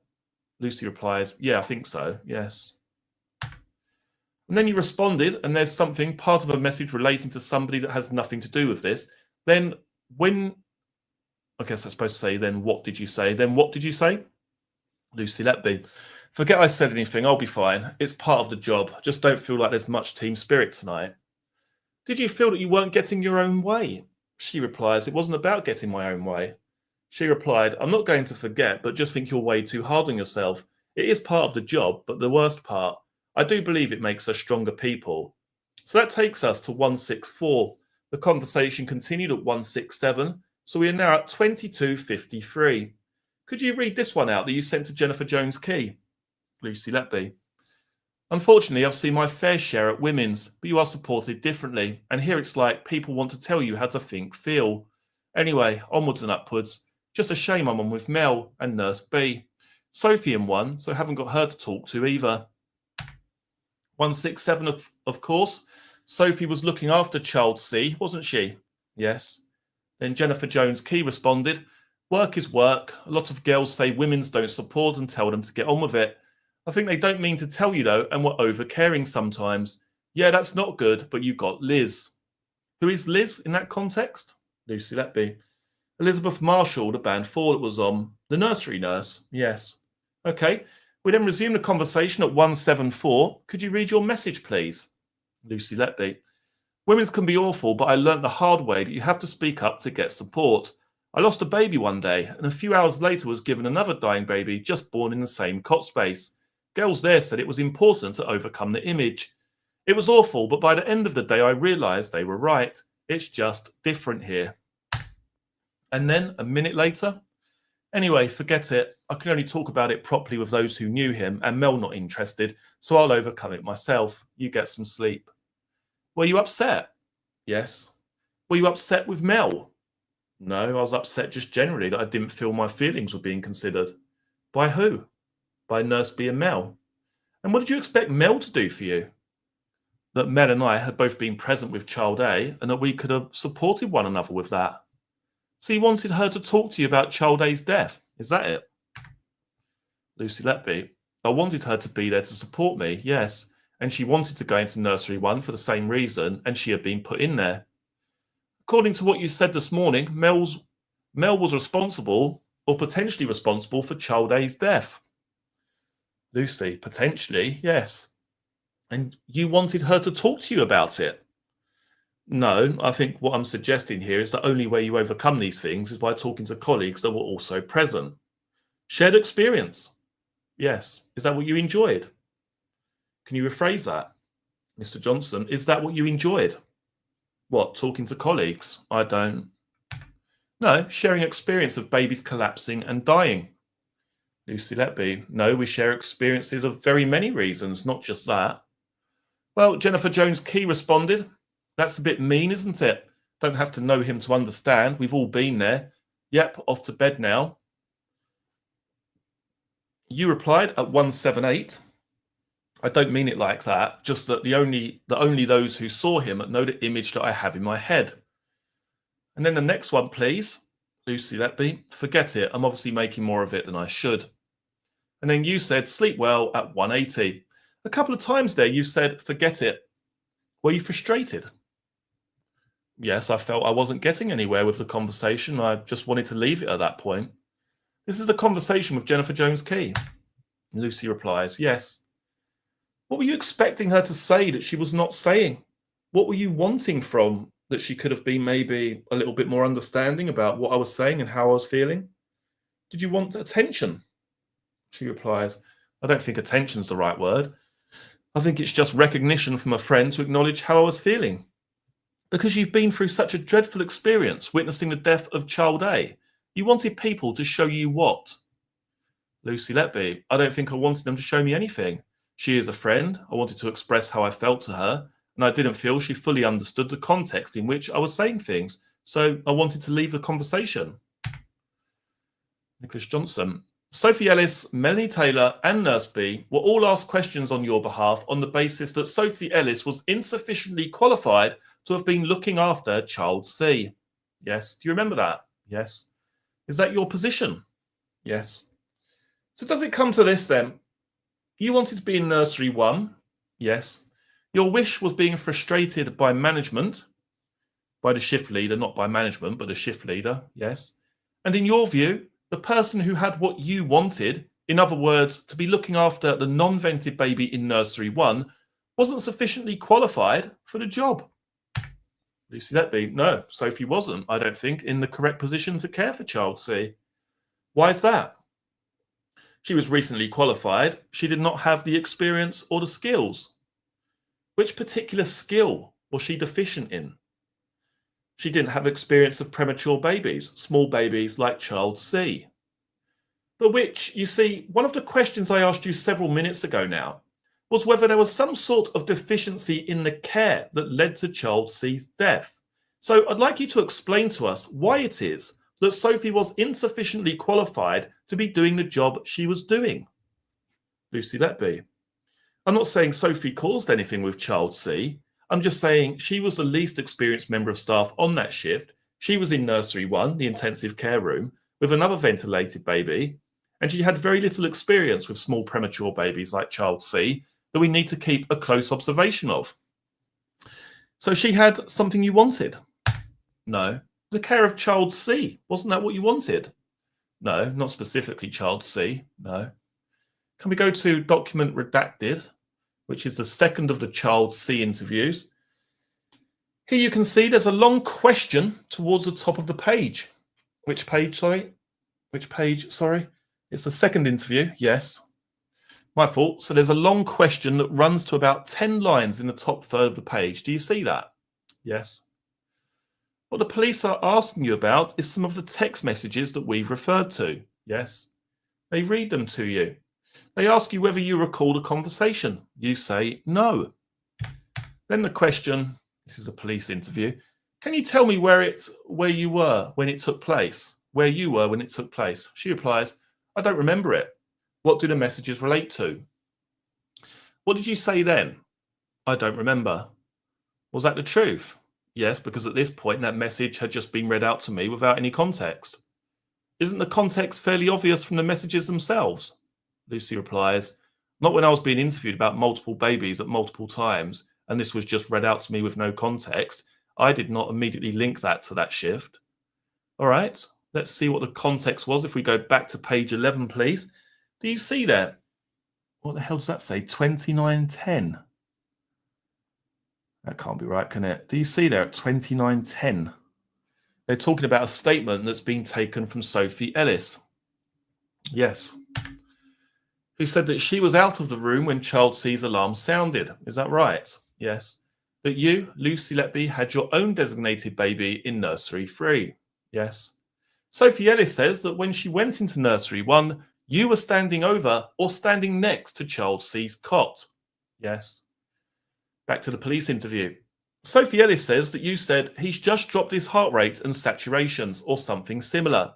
Do you recall saying that to Sophie Ellis? Then over the page, you were placed into nursery 3 during this shift, had your own designated baby to look after, and you said you didn't remember.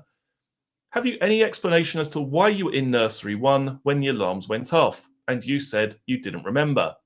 You mentioned that you might have been doing checks in nursery 1. Is that right? Yes. You were asked whether you'd been treating child C, and you say not that you remember. You couldn't remember specifically why you were there. Do you see that? Yes. They then, having laid out all that to you, turn to the telephone conversation that we've just dealt with. Yes. Was that not sufficient context for you to remember what it was all about? No. Let's see what was happening at about this time in the neonatal review, please. So if we go to that document in the white bundle, please. Here we see quite a lot of blue material, or blue typeface, I should say, which reflects what you were doing. Which reflects what you were doing. Is that right? Yes. So at line 2, at 2000, line 6, 2100, 17 and 20, 2110 and 2130, you're dealing with the children JE and PE. Is that right? Then these are simply making entries on charts, observations, aren't they? Lucy Letby. Yes. No medications, are there? No. Can you find us a medication that you were responsible for on this page? She replies, the one at line 38 for HM. HM was not one of the babies in nursery 1. No, it was my baby in nursery 3. Yes. Any other medications there at 45? Lucy Letby. Yes. Nicholas Johnson. Well, actually, Lucy Letby, the medication for NM. Yes, we've got JE at 2000 hours in nursery 3. Is that right? Yes. We've got PE and HM and EB at 37 to 41. Yes. 2000 hours to 2250. Yes. We've got NM at lines 45 and 46 at 2221. Yes. None of those babies were in nursery 1, were they? Lucy Letby. No, but the medications are drawn up in nursery 1. Well, I know that's what you say, but context, as you say, is everything. If we go back, I'll check I've not missed something. No, if we go back to line 161, tile 161, I've done a couple of meds in 1, I'll be fine. That's the message you sent at 2234. Yes. Right, stop there for a second. Right.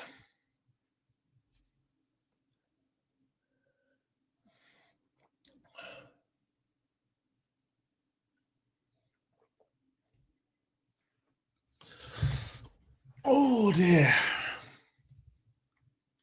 Right, how long have we been going for? 1 hour and 33 minutes. Okie dokie.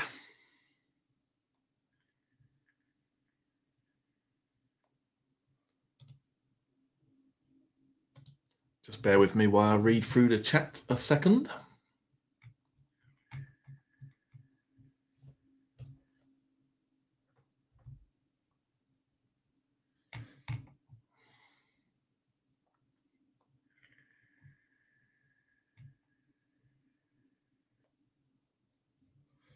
Okay.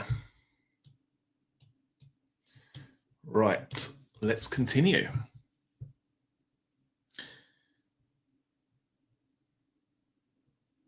There we go. Right, okay, so Nicholas Johnson. You hadn't actually given any meds to any children in nursery 1, had you? Lucy replies, no. As you say, context being important, when we looked at that conversation, what you wanted was to be treating one of the children in nursery 1. Lucy Letby, yes, at the start of my shift, yes. And that's what you were suggesting you had been doing to your friend Jennifer Jones-Key, isn't it? Lucy replies, clinical practice is IV medication is always drawn up in nursery 1. That is where the medications are all stored and kept, oral and IV.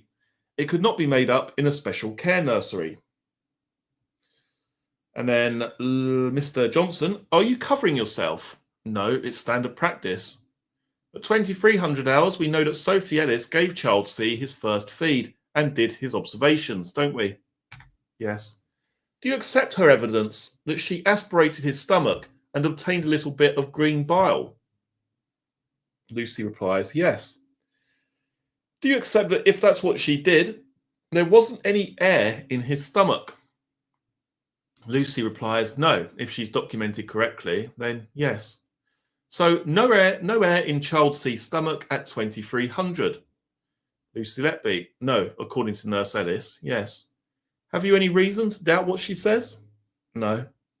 And then Nurse Ellis said that she did some meds for other children. Do you remember her saying that? Not specifically now, no. Rather than relying on our memories, perhaps we can rely on the neonatal review at lines 66 to 70. These are medications for MRE, who is a matter of fact Melanie Taylor's other child or her charge in nursery 1. Yes. She then told us that she left nursery 1. Do you remember that? Yes. And that was the opportunity that you took to sabotage child C, wasn't it? No. If we go to your interview, please. This is the second of your interviews, please. If we start at document redacted to give us the context, this is the interview that we looked at a short time ago, all right? Yes. It's dated the 11th of June 2019, and we've reviewed the first 2.5 pages, which precede the text conversation that I was asking you about 10 or so minutes ago. Yes.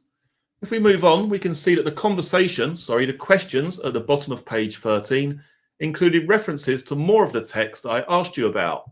Yes. As it continued over onto page 14, yes, and 15, yes, which is where you say, after the officer reading out quite a long series of texts, which are at tiles 175 to 178, that you were frustrated with Jennifer Jones Key with her response. Is that right? Lucy Letby, disappointed more, I would say, but yes. Well, I'm using your word. Okay, yes, frustrated. Police interview. Then do you see a bit further down the page, it says, okay, 2309, Lucy, is when you sent that final text message to Jen on that shift. Where were you when you sent that message? And you say you don't remember. You say that in one of the messages at 21:55, they repeat back to you your message, being in free is eating me up, which we have at tile 149. Do you see that? She replies, yes, because I was unsure whether I was on shift that day.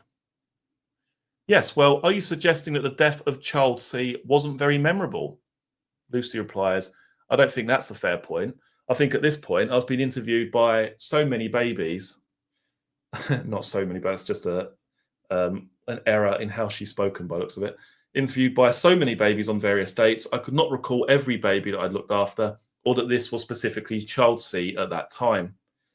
Well, I'm not going to re-plough the field that we ploughed earlier to give you the context.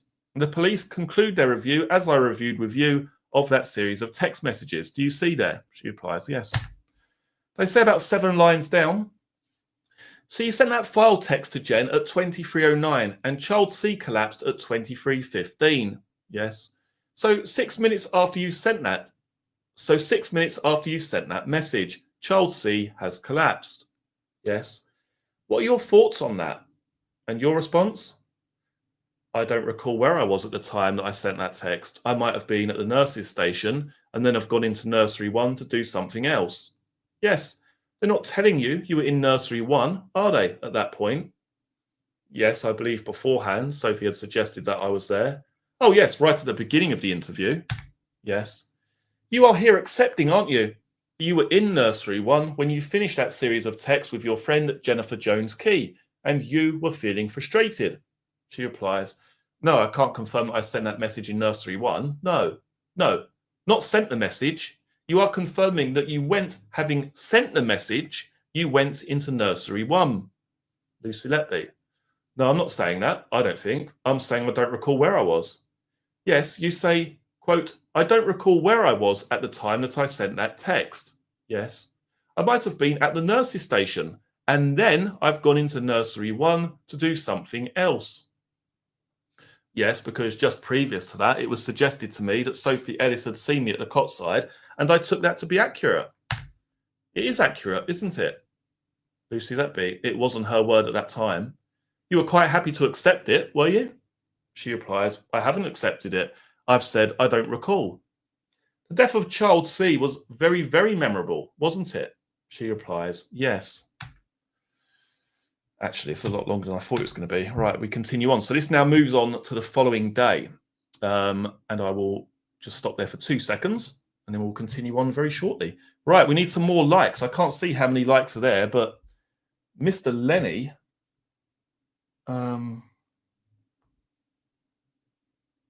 Mr. Lenman has messaged me saying we need some more likes on the video. So can you hit the like button if you wouldn't mind? Let's have a look here.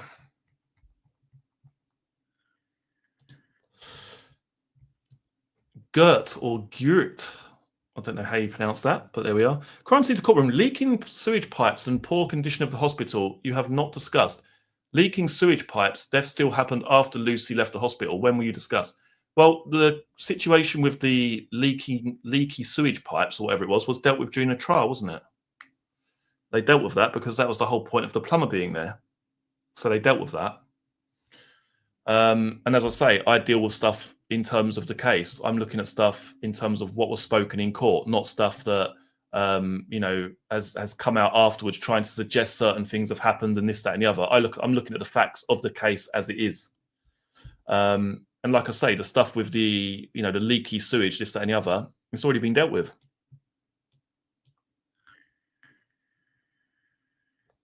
We need another 8, apparently, says Lenny Russell. Hit that thumbs up button. 92 likes. We need to get to that 100. Oh, dear. Absolutely no relevance. You know, if it was such a big thing, then I'm sure Lucy Letby's defense would have been able to make it, you know, so that these events transpired at the time when this child collapsed or this child collapsed. But they were able to provide absolutely no proof of that. So, you know, you can only deal with what was dealt with in court. You can't then introduce brand new stuff afterwards and think, oh, well, you know, I wish I'd said this at the time, or wish we'd dealt with that. I haven't seen anything. Like I say, I've seen absolutely nothing that suggests that this person is indeed innocent. That's just my opinion. Like, people have got opinions that she's innocent. I've got an opinion that she's guilty. It's just the way it is. And I also saw a really strange comment the other day, or was it earlier today? I can't remember.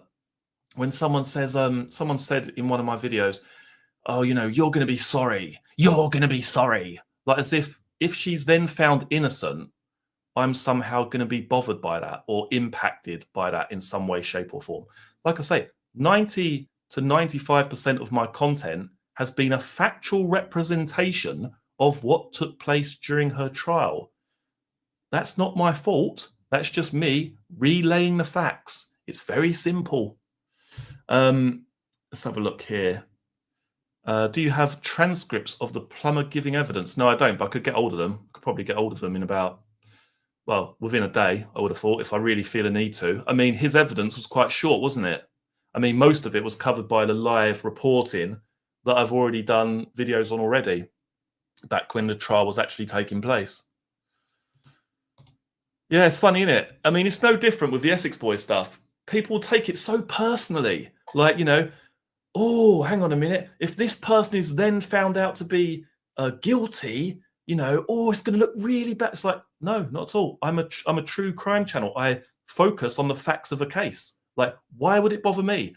Why would it bother me in any way, shape, or form if Lucy Letby wasn't in prison? It's so weird that people think that, you know, people's well-being is attached to whether someone's guilty or innocent. I'm covering the facts of Lucy Letby's case. It's not rocket science, is it? It's so easy to work out.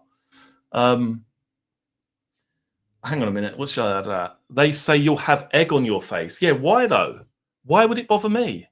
I have never ever said that I am categorically right about anything that I've stated on my channel in terms of my opinion. I give options, different possibilities with cases, but not once. You won't find a single video out of the 700 that I've done where I've said categorically, without fail, this is exactly what's happened in this case. Because quite simply, I'm passing an opinion. That's all it is. And particularly with this case, where 95% of my videos have been a representation, a narration, most of the times a verbatim account of what took place in court. Yet some people hold me responsible for that. People hold me responsible for what happened in Lucy Letby's trial, which is really weird, isn't it? Very strange. Very, very odd. Very, very strange. Because they don't like it. People don't want other people to know the other side of the story. It's all about the Innocence Project, you know, it's all about the innocence fraud and all this bullshit that's going on. People don't want other people to be told about the other side of the story in a factual way. Some prat, some absolute moron even said his videos make her sound guilty. His videos make her sound guilty. What does that mean? That means that someone has listened to the actual evidence and believes she's guilty and then is blaming me for making the video. It's so mental. It's insane. It is insane. I mean, it's very easy, Totem Crow. It's mentioned on every single episode that I create. The reason for this video is to produce, you know, a factual representation of what transpired in court. I mean, if they can't understand English, it's not really my problem, is it? Do you know what I mean? Yeah, it's my tone. Well, they can also click the subtitle button if they want to. And I'm sure Nicholas Johnson wasn't going, "Oh, hello, Lucy Letby. Ooh, how are you today?" Ooh. I'm sure he didn't sound like that. Bearing in mind, I was there. I witnessed it firsthand. So, you know, if you have a difference of opinion, that's fine. But my opinion is based on being there. My opinion is based on having a transcript of a word-for-word account as to what happened. So that's what my videos are based on, factual evidence, or at least the very facts of the case that transpired. Simple, innit? Yeah, can you imagine Nick Johnson? "Oh, Lucy, oh, God, oh, Lucy." Oh. He was very, you know, he's probably a bit calmer than what I am, but he's, you know, quite a slow speaker, very controlled, very calm. But the way I put it across is just the way, you know, bearing in mind, I was there for a great deal of her cross-examination. So it's just my recollection of what took place. I'm glad you like my impression anyway. People just want her. They're so desperate. They're so desperate for her to be innocent. They don't want any sort of evidence or anything factually speaking put out there that talks about her potential guilt.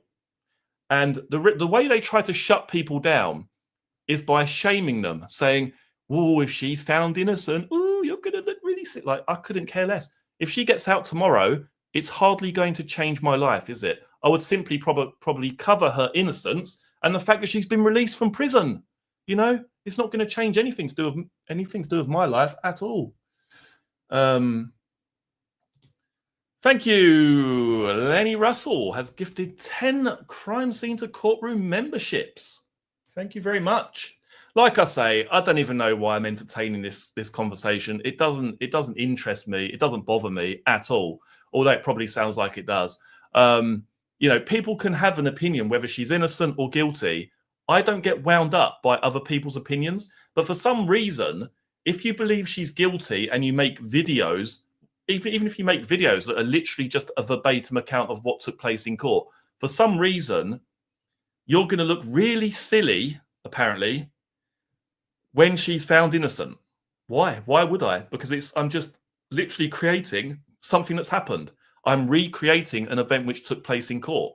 It doesn't matter, does it, if she's innocent or guilty? That's completely by the by. Thank you, Lenny. You have made my evening with your gifted 10 crime scene to courtroom memberships. Like I say, if you wish to become a member, we're going to be doing a private live stream one day next week. I can't remember what day that's going to be yet. Probably either a Wednesday or a Thursday night. And that stream is going to be literally just open to members of the channel. And if you want to become a member before that point, you can find out how to do that down in the video description box below. They will melt down if new charges are announced. This is the thing. Like I don't really even have any interest in trying to bang the Lucy Letby's guilty drum or Lucy Letby's innocent. Like, that doesn't bother me. What interests me is looking at how this trial was conducted, looking at the evidence, looking at the facts of the case. It's that simple. If new charges come out, great. She's already got 15 life sentences. She can't exactly spend any more time in there, can she? Let's be perfectly honest. Have we passed 96 likes? Apparently so, but I can't actually see it at my end. So, right. Anyway, let's get the rest of this cross-examination done, because otherwise we'll be here till goddamn bloody midnight. And we don't want that. And my dog's snoring as well. So let's go. Let's get it. Right. Okay. In the presence of the jury. Good morning, members of the jury. I'm sorry we're late coming in. I was just dealing with a matter. We're in a position to proceed now. Sorry about the delay. Miss Letby continued cross-examination by Mr. Johnson. Mr. Johnson, yesterday at the end of the day, we've got to the position in the chronology or the sequence of events relating to child C just before he collapsed at 23:15. Do you remember that? Lucy replies, yes. I've just been asking you about a part of your interview. Do you remember that? She replies, yes. And I was asking you, as well as part of your interview, about some text messages that you had sent to your friend, Jennifer Jones-Key. Yes. Just to put us back into the sequence, the text messages were sent at between 23:01 and 23:09. They're between tiles 174 and 180. Okay? Lucy replies, yes. I was asking you questions specifically about what I was suggesting to you was your acceptance that at the time, this is in interview, your acceptance in interview that at the time child C collapsed, you were in nursery 1. Do you remember that? She replies, yes. And do you accept that you were in nursery 1 at the time child C collapsed? No. Why did you tell the police that you did accept it? Based on what Sophie Ellis saw and what was told to me, I took that to be accurate. I have no memory of being in the room. If you have no memory, how can you dispute? Lucy replies, I dispute the fact that I have not agreed that I was definitively there or definitely there, definitely in the nursery. I dispute the fact that I have not agreed that I was definitely in the nursery. Nicholas Johnson, I'll put the question a different way then. Are you disputing that you were in the room at the time child C collapsed? Yes, I have no recollection of that. Well, I'm going to suggest to you, I'm not going to keep doing this every time because otherwise we'll be here a long time. But I'm going to suggest to you that you're ignoring the question, and in due course, I may suggest to the jury that the reason you're ignoring the question is because you can't answer the question. All right? So I'll give you one more opportunity to answer it. Do you dispute that you were in the room at the time child C collapsed? Yes. Why? Because I have no memory of that. Do you remember being born? No. Do you dispute that you were born? No. Just before the prosecution say that you were in the room with child C when he collapsed, you were texting Jennifer Jones-Key. Yes. You had left one of your babies in the nursery, having just taken his or her observations. Do you remember that? Lucy Letby. I can't say when I left that baby. No, I don't know where I did the texting. Well, let's just look at this if we can, please. Can you go to the neonatal review at page 3 of 9? Can you see there at line 65 the fact that you took the observations of the baby PE? Yes. And PE was in nursery 3, wasn't she? Yes. Do you remember PE as a matter of interest? Excuse me. Lucy replies, no. Can you see what's in the line above that? She replies, yes, Nicola Dennison has made an entry on the fluid balance chart. Yes, just remind us, who is Nicola Dennison?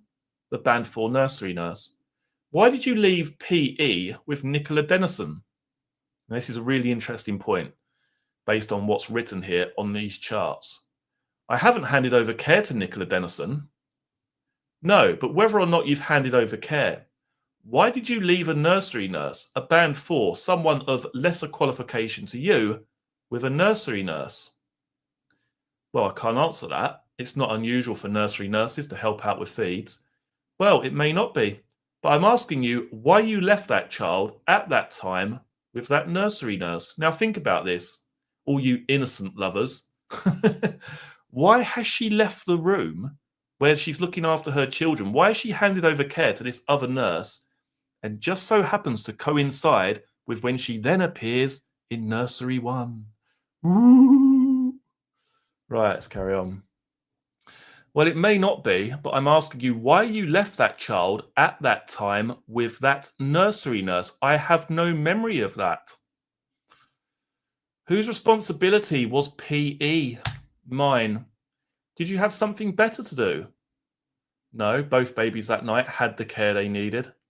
That's not the question. I'm not suggesting that Nicola Denison couldn't do what you left her to do. What I'm asking you is why you left her to do it. I can't recall that now. Well, I'll remind you. Can we go to tile 174? To moan to Jennifer Jones Key is the answer, isn't it? No. Sorry? No, I've not left somebody to go to text. I've also been doing things with JE as well at that time. Oh, show us on the neonatal review, please, what you were doing with JE. 55 and 56. Where's that? Lines 55 and 56. Right, yes, okay. But we know that that time is the wrong time, don't we? It's not a wrong time. It's an approximation. Sorry, could we go back to the text, please? According to your evidence that you gave to the jury, you never use your phone in a clinical area. No, that's right. So you were not in the nursery at 23:01, were you? So this is the point. So you were not in the nursery at 23:01, were you? No. If you hadn't been texting your mate, would you have had time to feed PE? Lucy Letby, I did feed JE at that same time, which is probably why Nurse Denison looked after PE for me. Would you answer the question, please? If you hadn't been texting your mate, would you have had time to feed PE? Lucy Letby, I can't answer that. Because you were texting Jennifer Jones Key right up to 23:09, weren't you? Yes, 8 minutes. That might well have been long enough to feed your baby, mightn't it? Yes, PE. Lucy Letby, I can't recall the circumstances around that now. But it took you out of the nursery, didn't it? Whatever the circumstances were. Yes, I would not have used my phone at the cot side. So yes, I would have been in the doorway or elsewhere on the unit. Yes. This is the time we suggest that you were in nursery 1 with child C. Yes. She replies, I don't accept that. No. Mel Taylor wasn't in the room when child C collapsed, was she? I don't recall her evidence. Well, that's her evidence. And if we look at tile 185, please. Call to help baby. When arrived to baby apneic. She told us she wasn't in the nursery, didn't she? Lucy Letby. I can't remember her saying that, but she is saying she's come over to the baby. Yes, to the baby's cot side. She doesn't specify being out of the nursery. Mr. Johnson, that was her evidence. Okay, I can't recall her evidence right here, right now. Do you remember how Mel described you? No. At this time, cool and calm. Do you dispute that? She replies, no, I would expect members of staff to be cool and calm on a unit. That's what we're trained to do. And you said to Sophie Ellis, he's just had a Braddy and a DSAT. Lucy Letby, I can't recall saying that. Do you dispute that you said it? Lucy Letby, I have no memory of saying it. Well, I'll ask you one more time. Do you dispute that you said it? Yes, because I have no memory of that. Do you remember the arrival of Dr. Catherine Davis at 23:26? Not specifically, no. I remember doctors arriving, but I couldn't be specific on times, no. Can we go to tile 187, please? This is Dr. Davis, 23:26, crash bleep to attend NICU. On arrival, Guidal airway in situ, bagged via neopuff by nursing staff.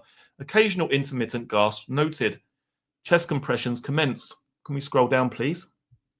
We've got Mr. Justice Goss chipping in. I think actually going back up, sorry to be pedantic about this, but I'm a pedant. It says. I thought it was going to say I'm a pedantic person. It says bagged via neopuff by nursing staff. Chest compressions in progress on arrival. Mr. Johnson, sorry, yes. Mr. Justice Goss. And then chest compressions recommenced. 3 lines further down. Mr. Johnson, yes, quite right. I was just trying to, if Mr. Myers thinks I'm missing anything out, I'm sure he will. Then Mr. Johnson, it's not Mr. Myers, it's me. I'm just reading what we can all see on the note. Mr. Johnson, yes, we can see the condition of child C there, occasional intermittent gasps. Is that right? Lucy Letby, yes. Is that what you saw, for example, with child I on the 13th? I can't remember which month it was now. The 13th of the 10th, wasn't it? 2015? I'm not sure that's the date. I'm not sure that's that date. Is it for child I? Lucy Letby said. I think it was the second instant, the 13th of October. Anyway, you know the instant I'm talking about in nursery 2, yes? The same sort of thing, is it? She replies, yes. If we scroll down, please, we have 2 attempts at intubation, but, quote, unable to pass ETT as cords ++. Clear oral secretions, no blood seen. Neopuffed with Guidal airway. Cords ++. She told us, Dr. Davies, that they were swollen, was the word she used. Was that say? Odematous? Oh my God, how the hell do you pronounce that? Odematous. Odematous? I think that's the way you pronounce it. And odematous was the word she used. What does that mean? She replies, swollen. Had you put something down child C's throat? No. Do you agree that this becomes a theme of some of these collapses, that when the doctors look down the throats of these children, they see either swelling or bleeding? Yes, I know other doctors have commented on that. Yes, this is not something that's caused by the use of a Guidal airway, is it? She replies, I can't answer that. There then ensued a very long and protracted decline for child C, didn't there? Yes. And child C had massive gastric dilation and ballooning of the stomach, didn't he? Lucy Letby, at this point. Well, that's the evidence of what was found after the event. Lucy Letby, okay. Yesterday I was asking you about Sophie Ellis having aspirated child C's stomach just before she fed him that 1/2 of 1 ml of milk. Yes, at 11 o'clock. Do you agree that something caused child C's stomach and bowel to dilate between 11 o'clock and his collapse? Lucy replies, so the air you're referring to is before the collapse? Mr. Myers, that's what was found after he died. We're suggesting that's the reason for the collapse. Lucy Letby, I think if he was found with air when he's died, that could be related to the neopuff resuscitation. I'm not accepting that he had noticeable gas between 2000 and 2315. Mr. Johnson, so something caused him to, he was fed at 2300, yes. Something caused him to collapse at 2315, yes. Extensive CPR was undertaken, yes. For some reason, a heart rate was restored. Do you remember that? Yes. And he clung to life for a further 5 hours plus. Yes. Had you ever seen that sort of decline before? She replies, in the context of when he first collapsed. Yes. Yes, I've seen babies suddenly collapse before. Yes. And cling to life the way child C did? No, I haven't seen that before. No. You enjoyed the aftermath of this, didn't you? She replies, no. Why were you so keen to involve yourself with the child C family as they cradled their dying son? Lucy Letby, I don't agree with that. I don't recall being there for a lot of the time, like they've said. Mr. Johnson, sorry. Do you remember Nurse B said that she had to keep pulling you out of the family room? Lucy replies, yes. That was not disputed on your behalf of her, was it? Lucy, I can't recall that now. Do you dispute it now? She replies that I've been in the family room repeatedly. No, I agree that I've probably gone round at some point, but not repeatedly. No, I don't recall Nurse B having to pull me back out. What she said was this. I asked Lucy to focus back in nursery 3 on the baby J.E. because I was still heavily concerned about him. However, Lucy went into the family room a few times, and I asked her to come out and to leave that family, that is the family of child C, with Mel. Are you disputing that? Lucy Letby, yes. Of course, Mel is senior to you, isn't she? Yes. More experienced? Yes. Given that Mel was looking after this family, what useful function were you performing? Lucy Letby, I don't understand the question, sorry. What were you contributing, I can't recall from, to the dreadful situation that the family of child C were going through? Lucy Letby, I can't recall whether I assisted Mel with any of the mementos, which is a 2-person job. You can't recall it, so what? Are you disputing that you did assist her? No, I agree that I went to the family room at times. It's the conversation with Nurse B that I don't recall. Right, so given that you are agreeing with what she says, that you did go in there several times, I will return only once more to the question, what useful contribution were you making for this family? She replies, I can't recall from memory now.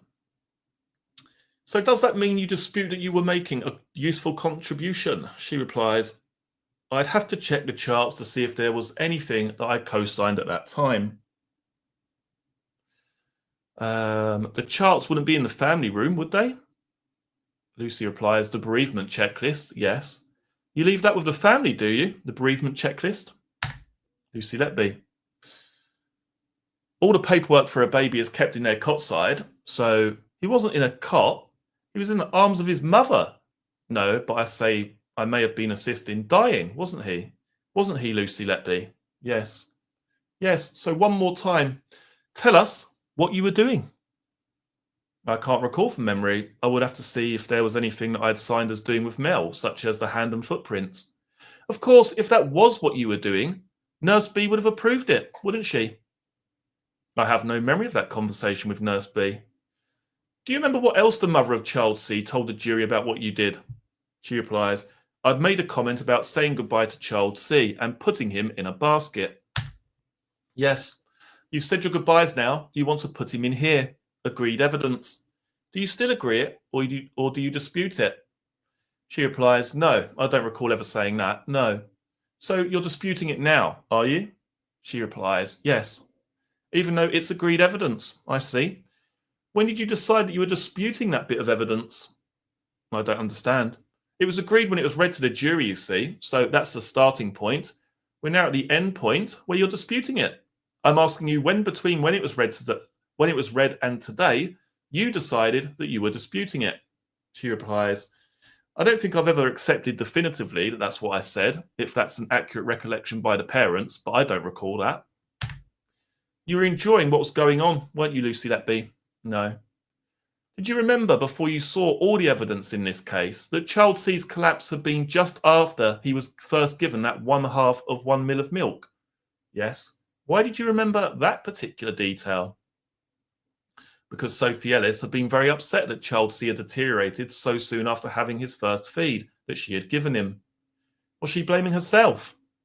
Yes. Hang on a minute. Was she blaming herself? She replies, she was questioning whether it was related. Yes, she was very upset. But you knew what really happened, didn't you? No.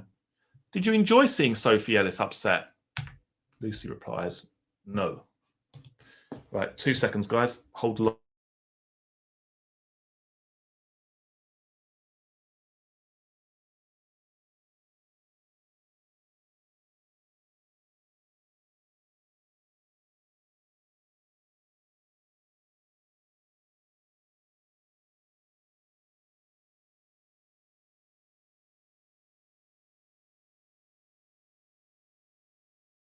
Sorry about that. I am back in business. Right, let's have a look here. Run the world, $19.99. Thank you so much for the super sticker.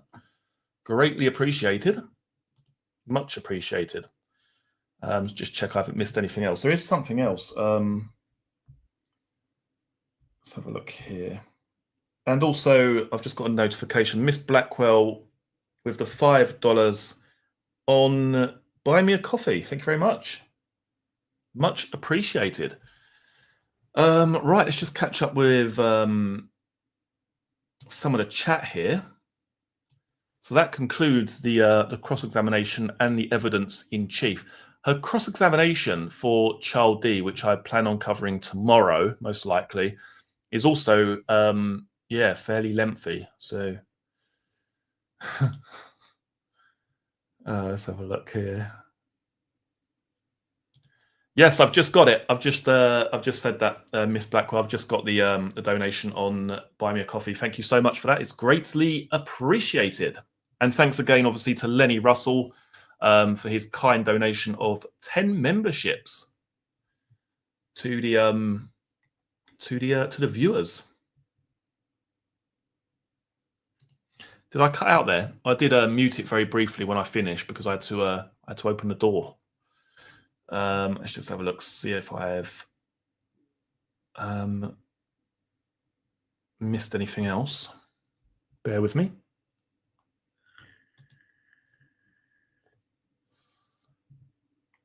Terence the Stamper. 103 likes and 133 attendees. We're so, I mean, that is crazy that we've managed to get it up to that amount with, the viewership of around 130 viewers, whatever you want to call it.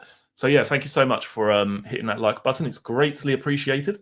As I say, tomorrow we'll be doing a stream at a normal time, I'd imagine. So it'll be around 8 p.m. tomorrow evening. But I'll put out the scheduled video, whatever you call it, probably around 5 or 6 o'clock. So you'll know around that time what time the stream's actually going to go live. But it'll probably be, as per usual, like 8 o'clock, something like that.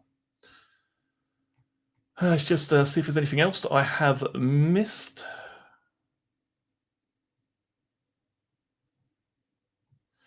Let's have a look.